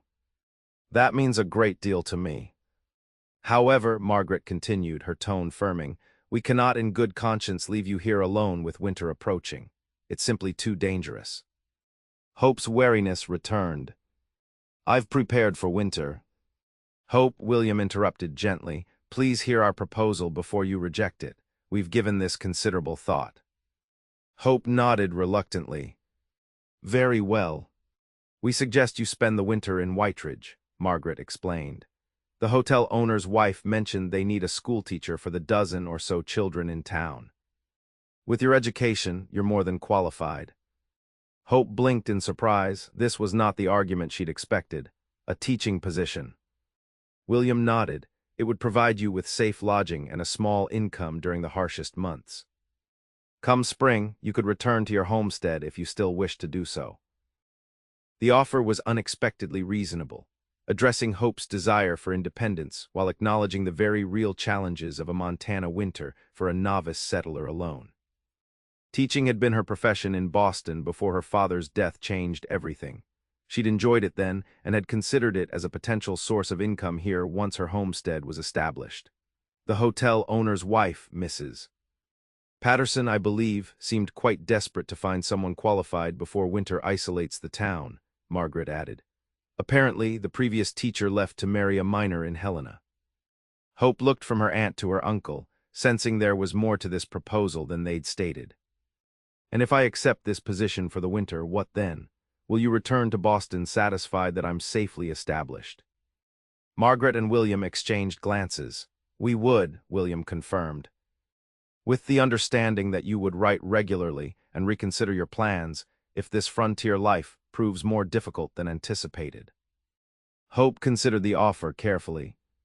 The practical benefits were undeniable: a warm place to stay during the harshest months, income to fund improvements to her homestead, and the chance to integrate more fully into the community. Yet she worried about leaving her newly built cabin unattended. "What about my property?" she asked. "Everything I own is here. The Harmon brothers have already expressed interest in taking it by force or coercion." William frowned. "The Harmon brothers? Local troublemakers," Hope explained briefly. "They want my land for reasons I don't fully understand." "All the more reason to remove yourself from isolation," Margaret said firmly. "At least in town, you'd have the protection of civilization." "Such as it is in Whiteridge," William added with a slight smile. "Though I must say, the town marshal seemed a capable fellow when we spoke with him yesterday." Hope walked to the edge of her clearing, gazing toward the eastern horizon where Blue Hawk and her people made their camp. The harvest gathering was in 2 days. She'd promised to attend, to bring coffee, to learn what she could about surviving in this territory. "I need time to consider your proposal," she said finally, turning back to her relatives. "It has merit, but I have commitments here I need to honor first." Margaret looked ready to argue, but William placed a restraining hand on her arm. "How much time do you need, Hope?" 3 days, she decided. "I have a community gathering to attend. After that, I'll give you my answer." Margaret's eyebrows rose. Community gathering. "Out here." Hope chose not to elaborate on the nature of the gathering or who had invited her. "Just 3 days, Aunt Margaret. Surely that's not unreasonable after you've come all this way." After a moment of visible internal struggle, Margaret nodded. 3 days, then we expect your decision." Her expression softened slightly. "We do care about your welfare, Hope. Everything we've done, coming all this way, making this proposal, is because we love you and promised your mother we would look after you." The mention of her mother touched Hope unexpectedly. Margaret was her mother's sister, and despite their differences in temperament, the family resemblance was clear. For a moment, Hope could see her mother's concern in Margaret's eyes, her mother's love in the older woman's rigid determination to protect her.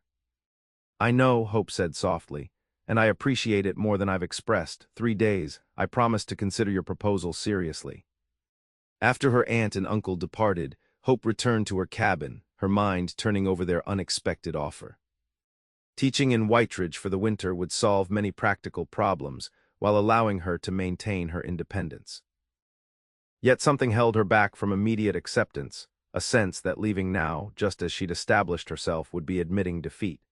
And there was Blue Hawk's invitation, which now seemed even more significant. Perhaps the harvest gathering would provide insight into her decision. After all, who better to advise her about surviving a Montana winter than people who had done so for countless generations? As Hope worked on chinking her cabin walls that afternoon, her thoughts drifted to Adam Quincy. Would he think she was foolish to turn down her aunt and uncle's sensible proposal? Or would he understand her reluctance to abandon her homestead, even temporarily? The question troubled her more than it should have. Adam was merely a neighbor who had offered assistance when needed. His opinion of her decisions shouldn't matter. Yet Hope found herself wondering what he would say, how he would look at her if she chose to leave just as winter approached. "Stop it," she chided herself aloud.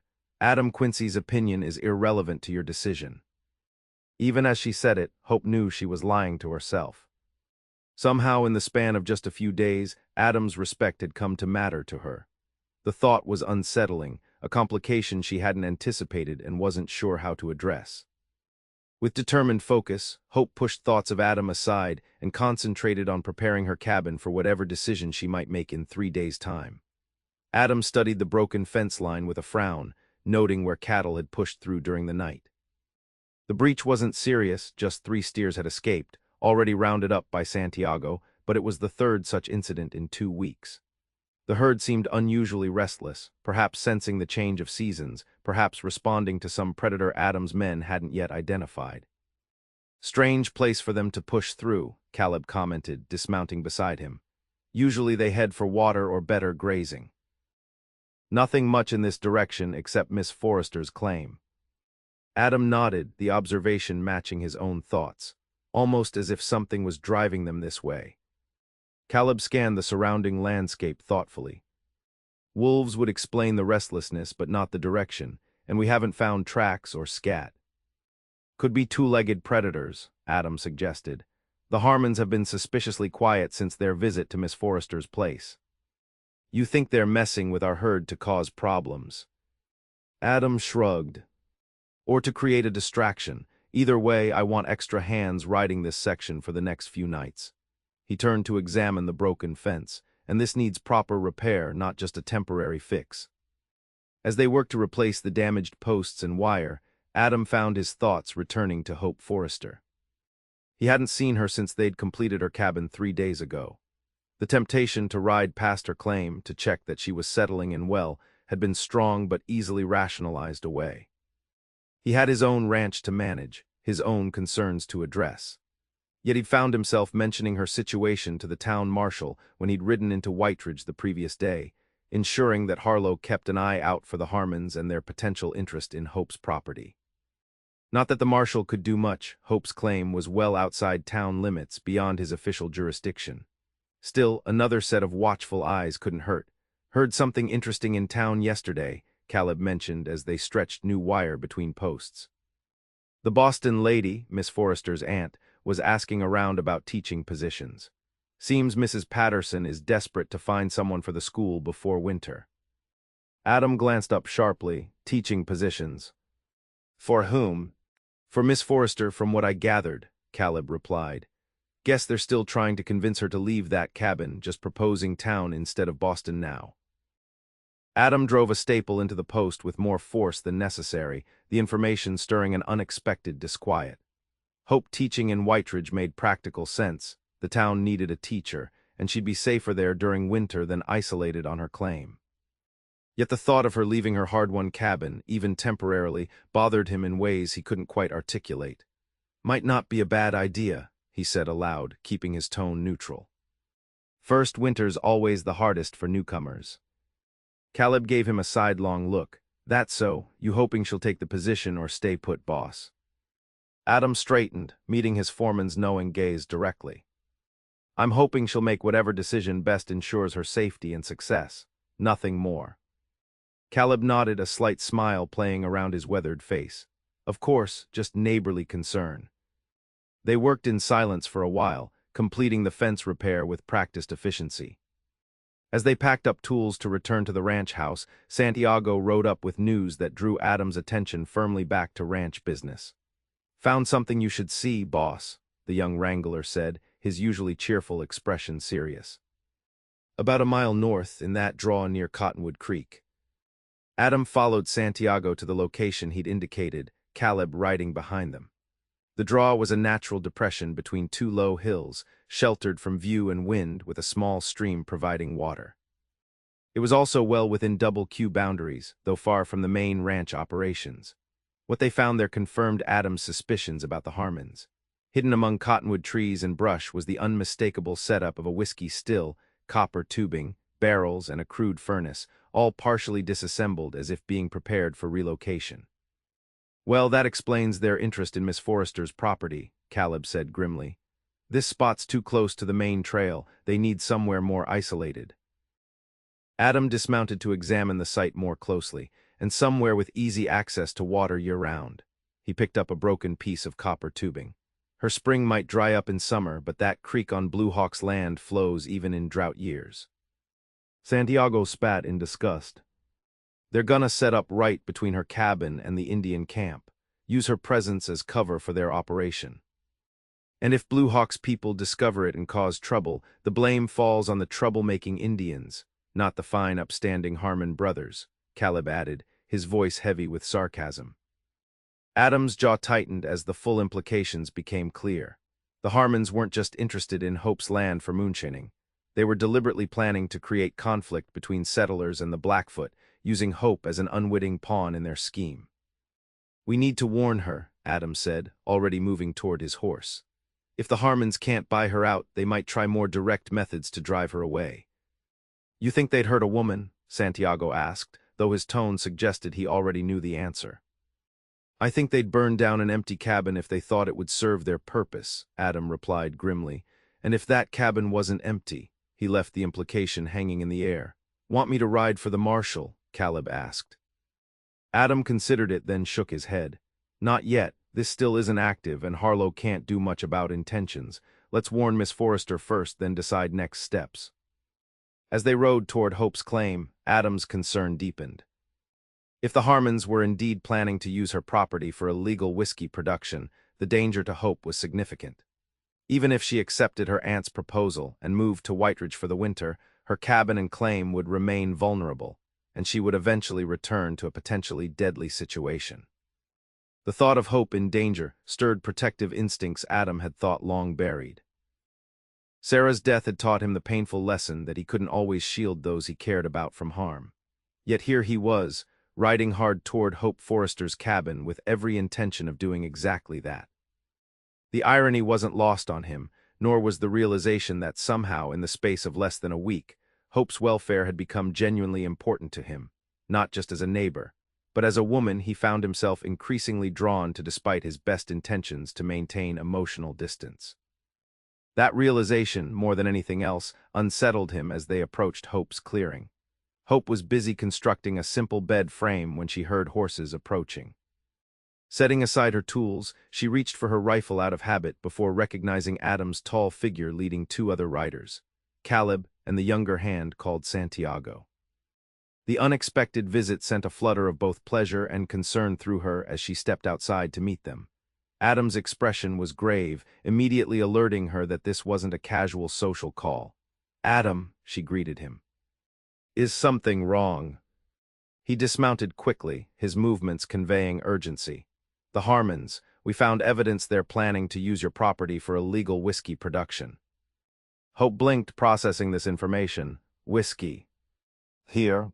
Adam explained what they'd discovered, the abandoned still site on his property, the likely plan to relocate between her cabin and Blue Hawk's camp, using her presence as cover while potentially inciting conflict with the Blackfoot.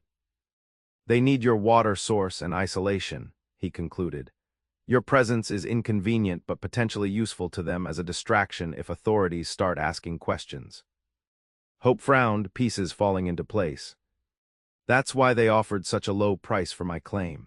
They never expected me to accept. They were establishing a pretense of having tried legitimate means before resorting to intimidation." Adam nodded. "Exactly, and now that you've improved the property with a solid cabin, they have even more incentive to drive you out, a ready-made base for their operation." Hope's mind raced, considering implications and options. "Do you think they know I've been invited to Blue Hawk's harvest gathering? That could complicate their plans to create conflict." "Hard to say," Caleb interjected, "but word travels fast even out here. If they've been watching your place, they might have seen Blue Hawk's visit." Hope paced the small area before her cabin door, thinking aloud. I need to warn Blue Hawk. If the Harmons are planning to use her people as scapegoats. We thought the same, Adam agreed. But we don't know when the Harmons plan to move their operation. It could be days or weeks. Hope stopped pacing, a decision crystallizing. The harvest gathering is tomorrow night. I'll speak with Blue Hawk then, explain the situation. She looked up at Adam. Would you come with me? You understand the Harmons' operation better than I could explain it. The invitation clearly surprised him. To the gathering, I'm not sure that's appropriate. Blue Hawk invited you, not me. Blue Hawk mentioned you specifically, Hope said before she could reconsider. She said 2 years was long enough to walk alone with grief. She asked me to tell you that. A stunned silence followed her words. Adam's expression shifted from surprise to something more complex, confusion, discomfort, and perhaps a hint of wonder. She said that. About me. Hope nodded, wishing she'd found a more delicate way to deliver Blue Hawk's message. I'm sorry, I don't know how she knew about your loss or why she wanted me to tell you. But given that she mentioned you by name, I think she would welcome your presence at the gathering. Adam exchanged glances with Caleb, who shrugged slightly. Blue Hawk has always known more than she should by rights, the foreman commented. If she sent a message, might be worth hearing what else she has to say. Santiago nodded agreement. Besides, boss, if the Harmons are watching, might be safer for Miss Forrester not to travel to the Indian camp alone. Hope saw the moment Adam made his decision, his jaw setting with determination even as uncertainty lingered in his eyes. Very well, I'll accompany you to the gathering tomorrow night. He glanced at Santiago. You'll stay here and keep watch on Miss Forrester's cabin while we're gone. Santiago nodded, clearly pleased with the assignment. Yes, sir. Nobody'll get near it without me knowing. The arrangement settled, Adam turned back to Hope. In the meantime, you should be extra cautious. The Harmons might be watching, assessing when to make their move. I'll be careful, Hope promised. And I'll keep my rifle close. Adam seemed about to say more, then thought better of it. Instead, he asked, have you reached a decision about your aunt and uncle's proposal? Teaching in Whiteridge for the winter. Hope was startled that he knew about the offer. News travels fast, she commented. Small towns, Caleb explained with a slight smile. Mrs.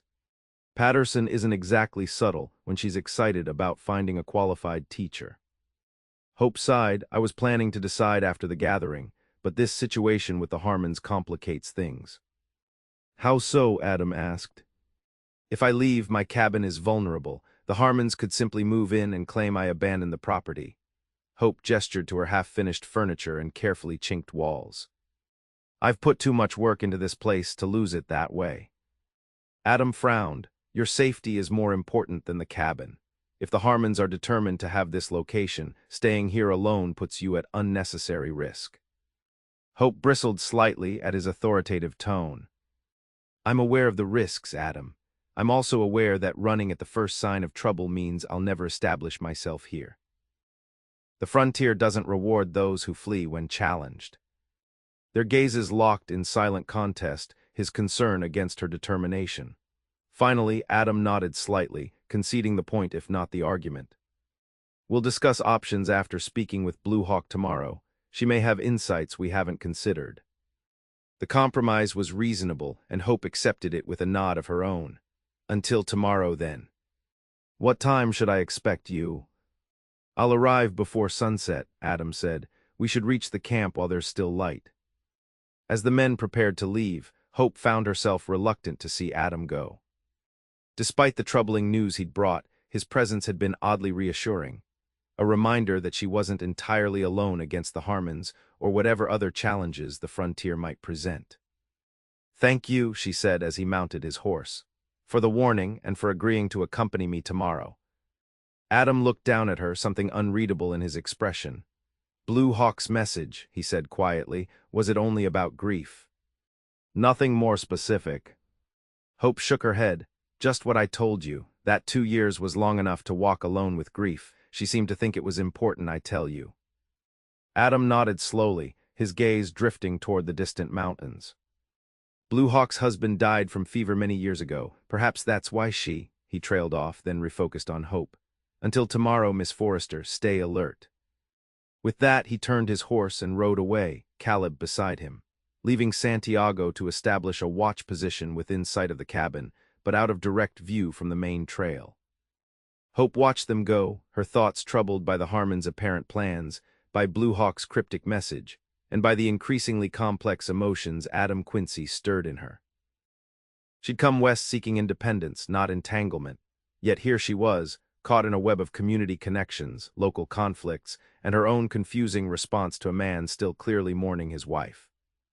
As she returned to her furniture building, Hope wondered if true independence was possible, or even desirable, in a place where survival often depended on mutual support and alliance. Perhaps her father had been right when he told her that the strongest people were those who knew when to stand alone and when to stand with others. Tomorrow's gathering might provide some answers, or it might complicate her situation even further. Either way, Hope was increasingly certain that her future in Montana Territory would not follow the simple, self-sufficient path she'd initially imagined. And somehow, that possibility was more intriguing than alarming. True to his word, Adam arrived at Hope's cabin the following evening as the sun began its descent toward the western mountains. He'd spent the day attending to ranch business, deliberately keeping himself occupied to avoid dwelling on the evening ahead, both the harvest gathering itself and the extended time in Hope Forrester's company that it would entail. Blue Hawk's message had unsettled him more than he cared to admit. 2 years was indeed how long Sarah and James had been gone. How the old woman knew this, and why she felt compelled to comment on his grief through Hope, remained a mystery that both troubled and intrigued him. As he rode into Hope's clearing, Adam was struck by how much the small cabin had already taken on the appearance of a home. Hope had constructed a simple bench beside the door, placed fall wildflowers in a tin can on the windowsill, and hung her wash on a line strung between 2 pines. These small domestic touches transformed the rough-hewn structure into something more personal, more permanent.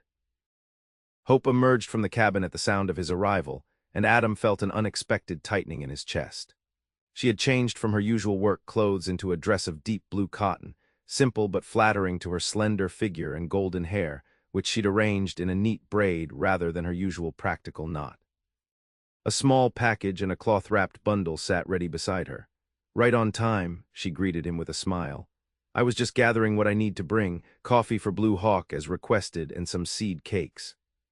I'm not sure what's appropriate as a gift, but my mother always said food was universally welcome."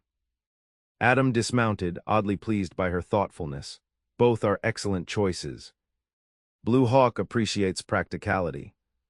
Hope gathered her offerings, then hesitated. "I'm not sure of the protocol for such gatherings. Is there anything I should know before we arrive?" Customs to observe, behaviors to avoid. The question reminded Adam that despite her capability, Hope was still new to frontier ways, and even newer to interactions with the native peoples who called this territory home long before white settlement. Her awareness of her own ignorance and willingness to ask for guidance spoke well of her character. "Show respect but not fear," he advised. "Speak directly and honestly. Blue Hawk has little patience for what she calls white man's talking around truth. Accept what's offered to you, even if it's unfamiliar. And remember that silence isn't uncomfortable for them the way it often is for us. Sometimes the highest form of respect is simply listening." Hope nodded, absorbing his guidance. "Thank you. I don't want to offend through ignorance." She glanced at his horse. "Should I bring my mare or—" "You can ride with me," Adam suggested, then immediately wondered if the offer was too forward. "The trail to Blue Hawk's camp is narrow in places, and my gelding is sure-footed." Hope considered this, then nodded. "That makes sense." She secured her cabin door, picked up her offerings, and moved toward Adam's horse with practical acceptance of the arrangement. Adam mounted first, then reached down to help Hope up behind him. Her small hand felt warm in his as she settled herself behind the saddle, one arm tentatively encircling his waist to maintain her balance as the horse began to move. "Is Santiago still keeping watch?" she asked as they left the clearing. Adam nodded. "He'll stay until we return. Davis is nearby as well, though out of sight. The Harmons won't find your cabin unprotected." "I appreciate the precaution," Hope said, her voice close to his ear as she leaned slightly forward. "Though I hope it proves unnecessary." They rode in companionable silence for a time, following a narrow trail that wound through pine forest and occasional meadows. The evening was cool but pleasant, the autumn air crisp with the scent of fallen leaves and wood smoke from distant campfires. "How did you come to know Blue Hawk?" Hope asked eventually. "You seem familiar with her ways." Adam considered how to explain the complex relationship that had developed over years of proximity. "When I first staked my claim 15 years ago, this was still largely Blackfoot territory, treaty or no treaty. Blue Hawk's band was the closest to my ranch site." He paused, remembering those early days. There was wariness on both sides, naturally. But the first winter, I fell through river ice during a supply run to town, would have frozen to death if Blue Hawk's son hadn't found me and brought me to their camp. "She saved your life?" Hope asked. "She treated my hypothermia and frostbite, yes, kept me alive until I could return to my cabin." Adam's voice softened at the memory. "When Sarah and I married and she came west to join me, Blue Hawk was one of our first visitors. Brought herbs for our garden and showed Sarah which wild plants were safe to eat." Hope was quiet for a moment, absorbing this history. "And when Sarah died, was Blue Hawk, did she help then too?" Adam stiffened slightly, the question touching still tender grief. Yet there was no prurient curiosity in Hope's tone, only genuine interest in understanding the relationship. "She came to the funeral," he said finally, "stood apart from the other mourners but stayed until it was over. Later, she brought a blanket she'd woven, said it was for dreams that heal rather than wounds that fester." He shook his head slightly. "I didn't understand what she meant at the time. I was too lost in grief." "And now?" Hope asked softly. Adam considered the question seriously. "Now I think perhaps she was trying to tell me that memories can comfort rather than torment if we allow them to." He hadn't realized he'd reached that understanding until the words were spoken aloud. Hope's arm tightened briefly around his waist, a gesture of sympathy rather than necessity. "Blue Hawk sounds like a wise woman." "She is," Adam agreed, "though her wisdom isn't always comfortable to hear." They emerged from the forest into a broad meadow where a creek meandered through tall grass. On the far side, nestled against a backdrop of pines, stood Blue Hawk's encampment. Several hide-covered lodges arranged in a rough semicircle, smoke rising from cooking fires in the center of the gathering space. As they approached, Adam felt Hope straighten behind him, her posture conveying both nervousness and determination. "Remember," he said quietly, "respect but not fear. You were invited because Blue Hawk sees something in you worth knowing better." "Or because she wants me to bring coffee," Hope replied, a hint of humor lightening her voice. Adam smiled, appreciating her ability to use wit to manage tension.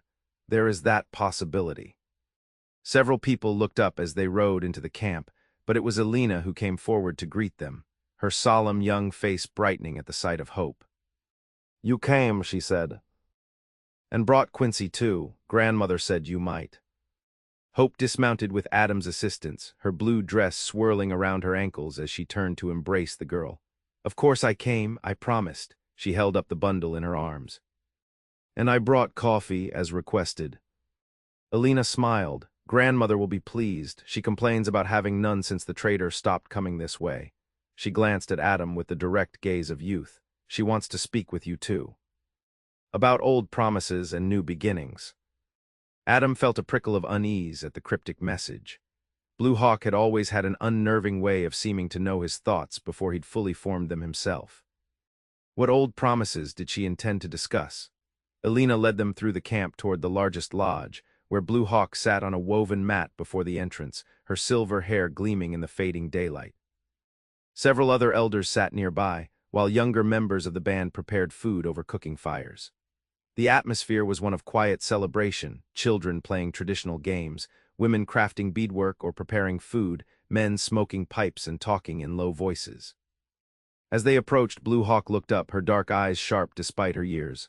"Hope Forrester," she greeted with a slight nod, "and Adam Quincy, good, both have come." She gestured to the space before her. "Sit. We talk before feast begins." Hope and Adam settled on the ground before the elderly woman, Hope carefully arranging her skirts while Adam removed his hat out of respect. Hope presented her offerings, the coffee beans and seed cakes, which Blue Hawk accepted with dignified appreciation. "Coffee is good trade," she said. "Seed cakes too, sweet things for bitter times." Her gaze shifted to Adam. You have seen what the Harmon brothers plan. It wasn't a question. Adam nodded, unsurprised that Blue Hawk already knew. They've abandoned a still site on my property. We believe they intend to relocate between Hope's cabin and your camp. Blue Hawk's expression hardened, making trouble between my people and settlers, making poison that steals men's minds. She spat on the ground, not the first time. Won't be the last. You've had problems with them before, Hope asked. Blue Hawk nodded. 3 winters ago, whiskey camp north of here, selling to young men who should know better. 2 died from bad spirit water. 1 killed his friend in drunken fight. Her eyes flashed with old anger. When we complained, White Law said no proof Indians didn't make the whiskey themselves. Adam remembered the incident, 2 young Blackfoot men found frozen to death, a 3rd imprisoned for murder. The investigation had been cursory at best, the assumption of tribal responsibility immediate and unquestioned. The Harmons want my land for their operation, Hope said. They've tried to buy it, and when I refused, they made threats. Blue Hawk studied Hope with renewed interest. Yet you stay. Why? Land is poor, water unreliable, winter coming soon. The direct question seemed to catch Hope off guard, but she answered with equal directness. Because it's mine, because I came west to prove I could build something of my own, and because I don't believe in yielding to threats. Blue Hawk nodded slowly, approval glinting in her dark eyes. Good reasons. Proud reasons, she glanced at Adam. But pride alone doesn't keep body warm or belly full in Montana winter. My aunt and uncle have offered me a teaching position in Whiteridge for the winter, Hope admitted. I've been considering it. Wise, Blue Hawk said, first winter is hardest. Better to learn from town's shelter than from suffering alone. Hope looked surprised at this practical advice. You think I should accept the position? For winter, yes, Blue Hawk's gaze encompassed both Hope and Adam. But problem remains, if cabin stands empty, Harmon brothers will take it. When spring comes, you find ashes or whiskey makers in your home. Adam had been thinking the same thing. The cabin needs protection during winter, whether Hope is there or not. Blue Hawk nodded. My young men could watch sometimes. Your ranch hands sometimes, but not enough. Harmons are patient, they wait for unwatched moment. A thoughtful silence fell as they all considered the dilemma. Finally, Blue Hawk spoke again, her voice taking on a different quality, less practical, more oracular. 2 problems, 1 solution. Empty cabin needs guardian. Lonely man needs purpose beyond grief. Adam felt a jolt of surprise as he realized what Blue Hawk was suggesting. Beside him, Hope had gone very still, her expression unreadable in the gathering dusk. You're proposing that Adam stay in my cabin during winter? Hope asked carefully. While I teach in Whiteridge. Blue Hawk's weathered face creased in a rare smile. Not exactly, but close enough for now. She rose with surprising agility for one of her years. Feast begins soon. Time for eating, not for solving all problems at once. The conversation clearly concluded on Blue Hawk's terms. They followed Alina to where food was being served, roasted venison, corn prepared with berries, and various roots and herbs unfamiliar to Hope, but which Adam identified in quiet asides. The meal was simple but abundant, the atmosphere increasingly festive as darkness fell and fires were built higher to illuminate the gathering space. Hope found herself seated among women near her own age, who asked questions about her cabin and life in the East with genuine curiosity.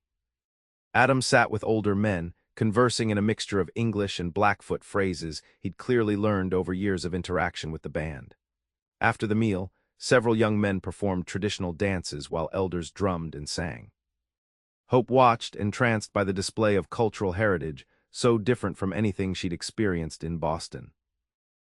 Beside her, Alina explained the significance of each dance, stories of hunts, battles, and spiritual journeys translated into movement and rhythm. Your grandmother is very wise, Hope commented during a pause in the performances. Though sometimes difficult to understand fully. Alina smiled. Grandmother sees more than most, past, present, sometimes future too. She glanced toward where Adam sat across the fire. She has watched Quincy's grief these 2 years. Says it's like winter ice on river, seems solid but dangerous to walk upon, needing spring thaw. Hope followed Alina's gaze to Adam, whose profile was illuminated by firelight, his expression thoughtful as he listened to an elder's story. And does she think I am somehow responsible for this? Thaw.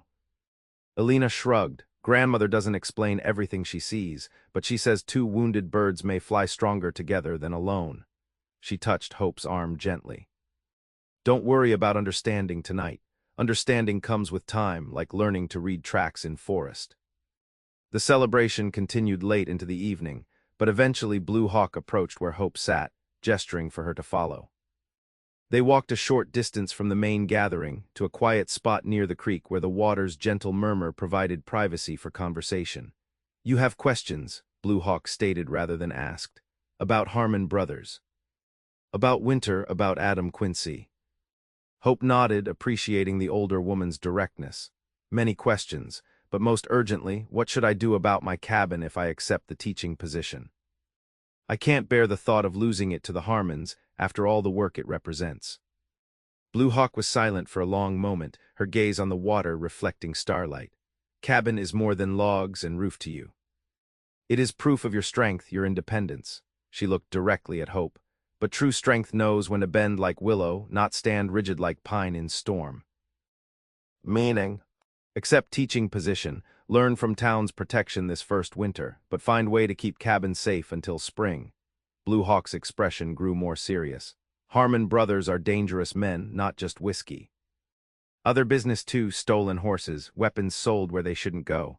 Law knows but does little. Hope absorbed this troubling information, and your suggestion about Adam, that was serious. That he might stay in my cabin while I'm in town. Blue Hawk nodded. Quincy needs reason to leave empty house where ghosts live. You need guardian for empty cabin where future waits. She smiled slightly. Simple solution. But must come from your offering, his accepting, not from old woman's meddling. Hope couldn't help but laugh at Blue Hawk's self-awareness.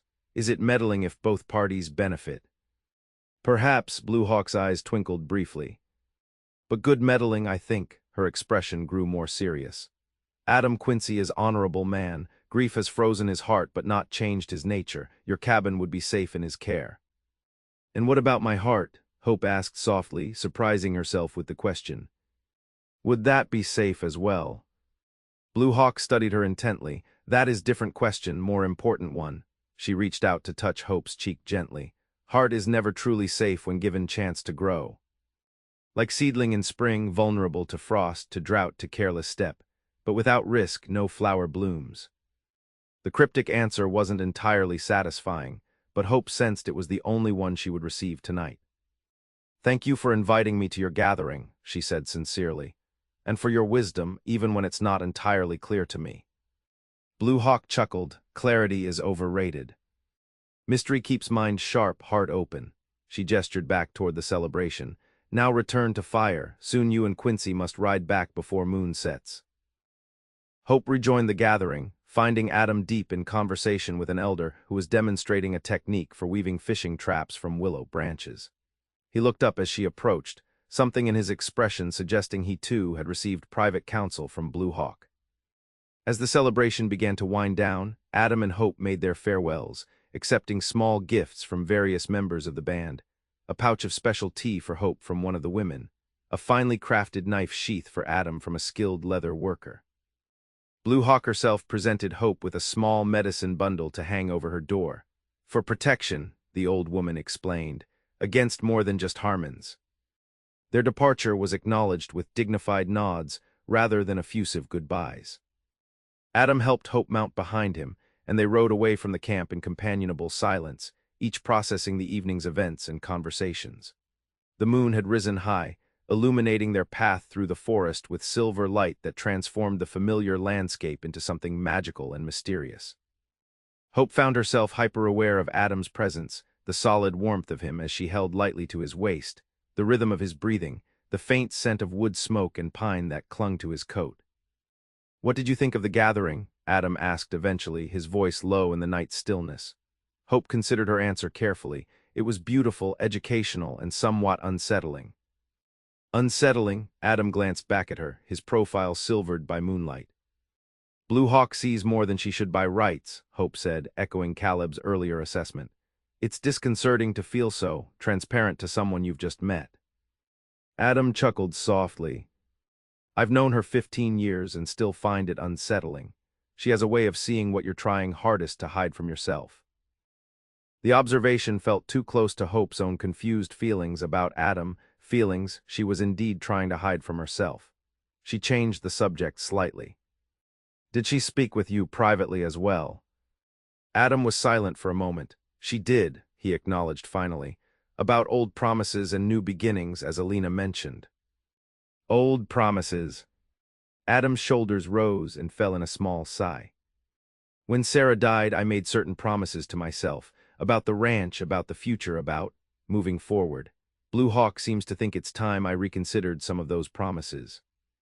Hope digested this carefully. The rhythmic plodding of the horse beneath them and the chirping of crickets were the only sounds for a long moment. And what conclusion have you reached? She asked, daring to press him. About these promises. Adam didn't answer immediately. He guided the horse around a fallen log before speaking. That perhaps honoring the dead doesn't mean burying the living alongside them. Sarah, she loved this land. She loved that we were building something new. Keeping the ranch a mausoleum, silent and empty, isn't what she would have wanted. He turned his head slightly, enough that Hope could see the sharp line of his jaw in the moonlight. And Blue Hawk was right about the cabin. An empty house is an invitation to rot or to thieves. A house needs life in it to stand. So you agree with her suggestion? Hope asked, her heart beating a little faster. That you should. Guard it. I'm offering to, Adam said, his voice firm. Not just as a favor to a neighbor, but I need the change, Hope. The ranch house is too big right now, too much silence. Your cabin is tight, efficient. It needs work, chinking, furniture finishing, work I can do in the evenings. He paused, and Hope could feel the tension in his frame. If you accept the teaching position, he continued, I will move into your cabin for the winter. I'll use it as a line camp to monitor the eastern herd. I'll keep the fires lit, the roof clear of snow, and the Harmons away. When you return in spring, it will be ready for you. Hope rested her forehead against the back of his coat for a fleeting second. It was the perfect solution. It satisfied her aunt, secured her income, protected her property, and though she barely dared think it, gave Adam a refuge from his grief. Thank you, she whispered. I accept. Part 1. The Guardian of the Hearth. The departure 3 days later was a flurry of activity. Aunt Margaret was triumphant, bustling about the hotel in Whiteridge arranging Hope's accommodations, while Uncle William secured the contract with the school board. But for Hope, the real goodbye happened at the cabin. She had packed her trunk with her city clothes and books, leaving her work dress and tools behind. The cabin was clean, swept bare, smelling of pine resin and the sage Blue Hawk had given her. Adam stood by the door, his saddlebags already inside. He watched her run her hand along the rough-hewn mantelpiece she had sanded just yesterday. It feels like abandoning a child, she admitted, a sad smile touching her lips. I put so much sweat into these walls. You're not abandoning it, Adam said gently. You're sending it to winter pasture. It's a season, Hope, nothing more. She turned to him. He looked too large for the small room, yet strangely fitting.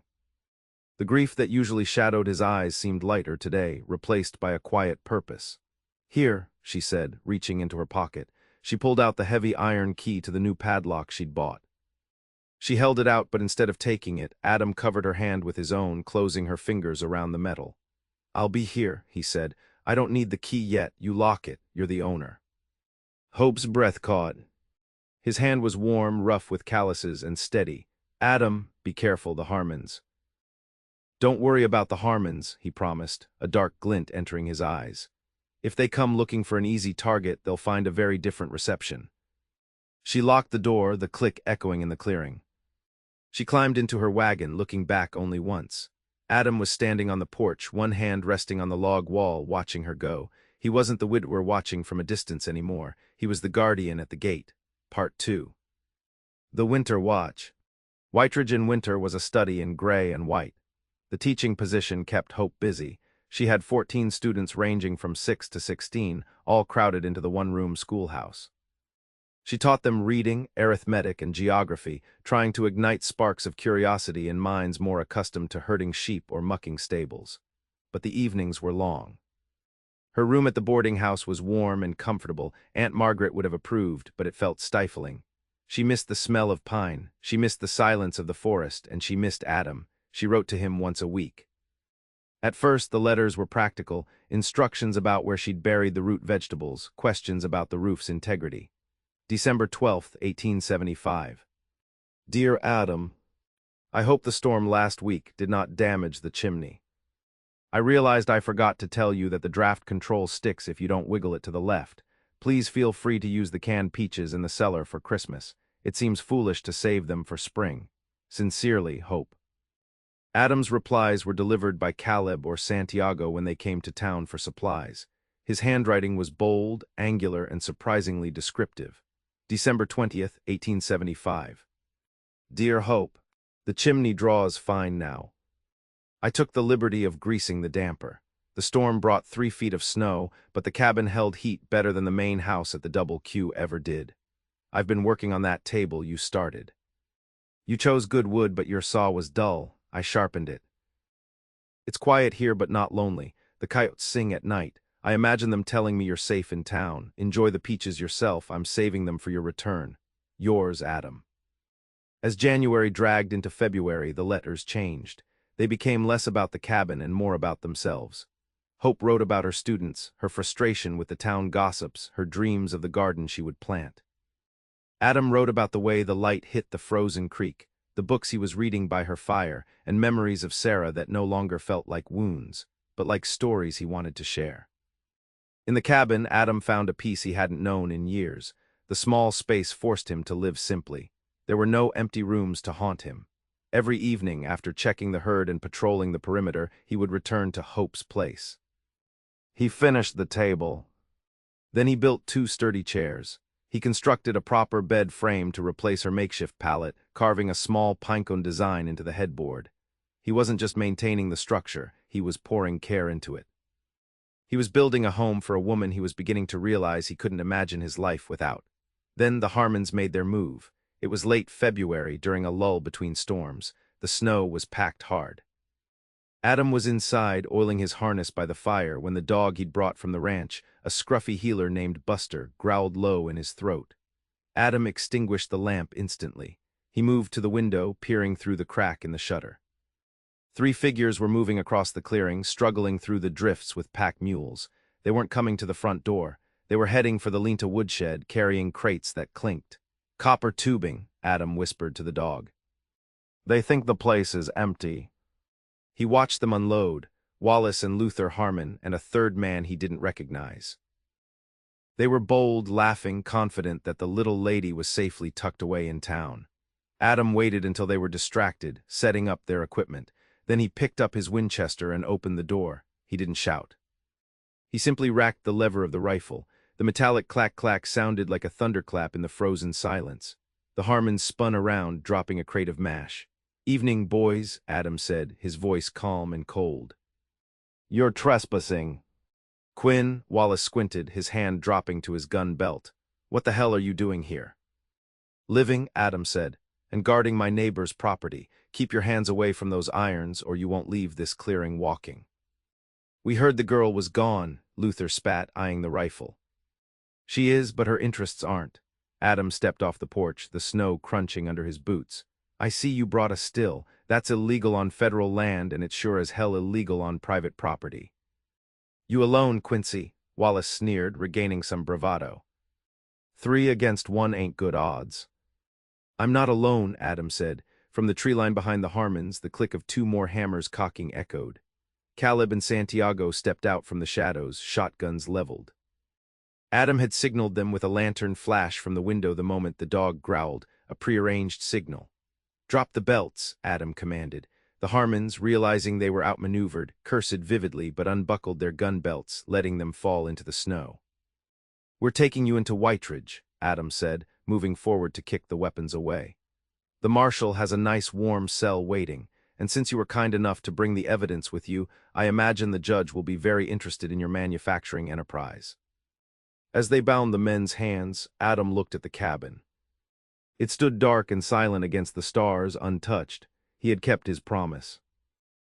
Part 3, the spring thaw. Spring in Montana came with the roar of melting ice. The creek swelled, the mud deepened, and the air turned sweet with the scent of thawing earth. School ended in mid-April. Hope said goodbye to her students, packed her trunk, and thanked her aunt and uncle. Margaret and William were returning to Boston, satisfied that Hope had survived the winter but still hopeful she would come to her senses eventually. "I'm going home," Hope told them at the stagecoach stop. "Thank you for everything, but the cabin is where I belong." She hired a wagon to haul her trunk and supplies back out to the claim. The ride felt eternal. Her heart hammered against her ribs with a mixture of excitement and anxiety. Had the winter been too hard on the logs? Had animals broken in? Had Adam left? As the wagon crested the final rise, Hope stood up, gripping the driver's bench.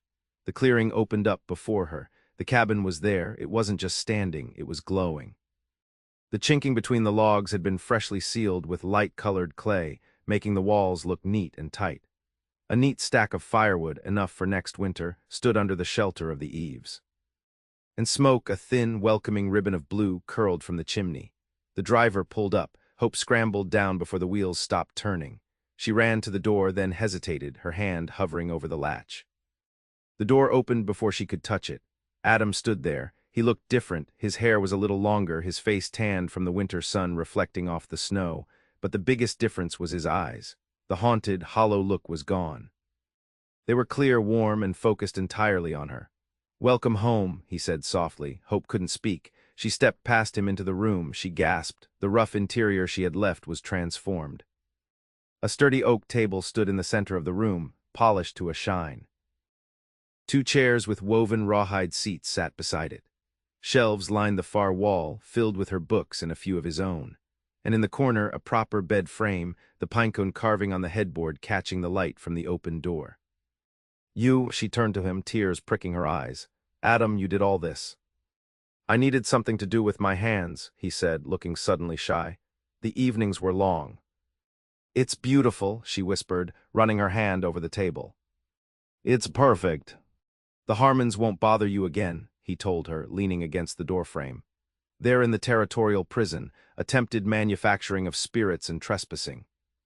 Caleb and I escorted them to the marshal in February." "You fought them?" Hope's eyes went wide. "Didn't have to fight much, we were waiting for them."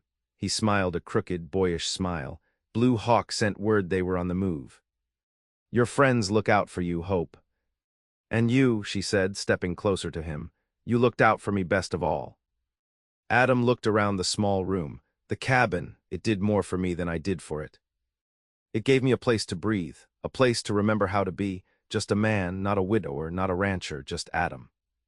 He looked back at her. "I don't want to leave, Hope. I mean, I know it's your house. I have to go back to the double Q, but I don't want to go back to being alone." Part 4, Building Together. The air between them was charged, heavy with the words written in letters over the winter and the feelings that had grown in the silence. "Then don't," Hope said, her voice trembling. "Don't be alone." Adam reached out, taking her hands. His thumbs brushed over her knuckles, just as they had when he gave her the key months ago. "Blue Hawk was right," he murmured. "She told me that grief is like winter. It has to end for the seed to grow. Watching you build this place, watching you fight for it log by log, it woke me up hope.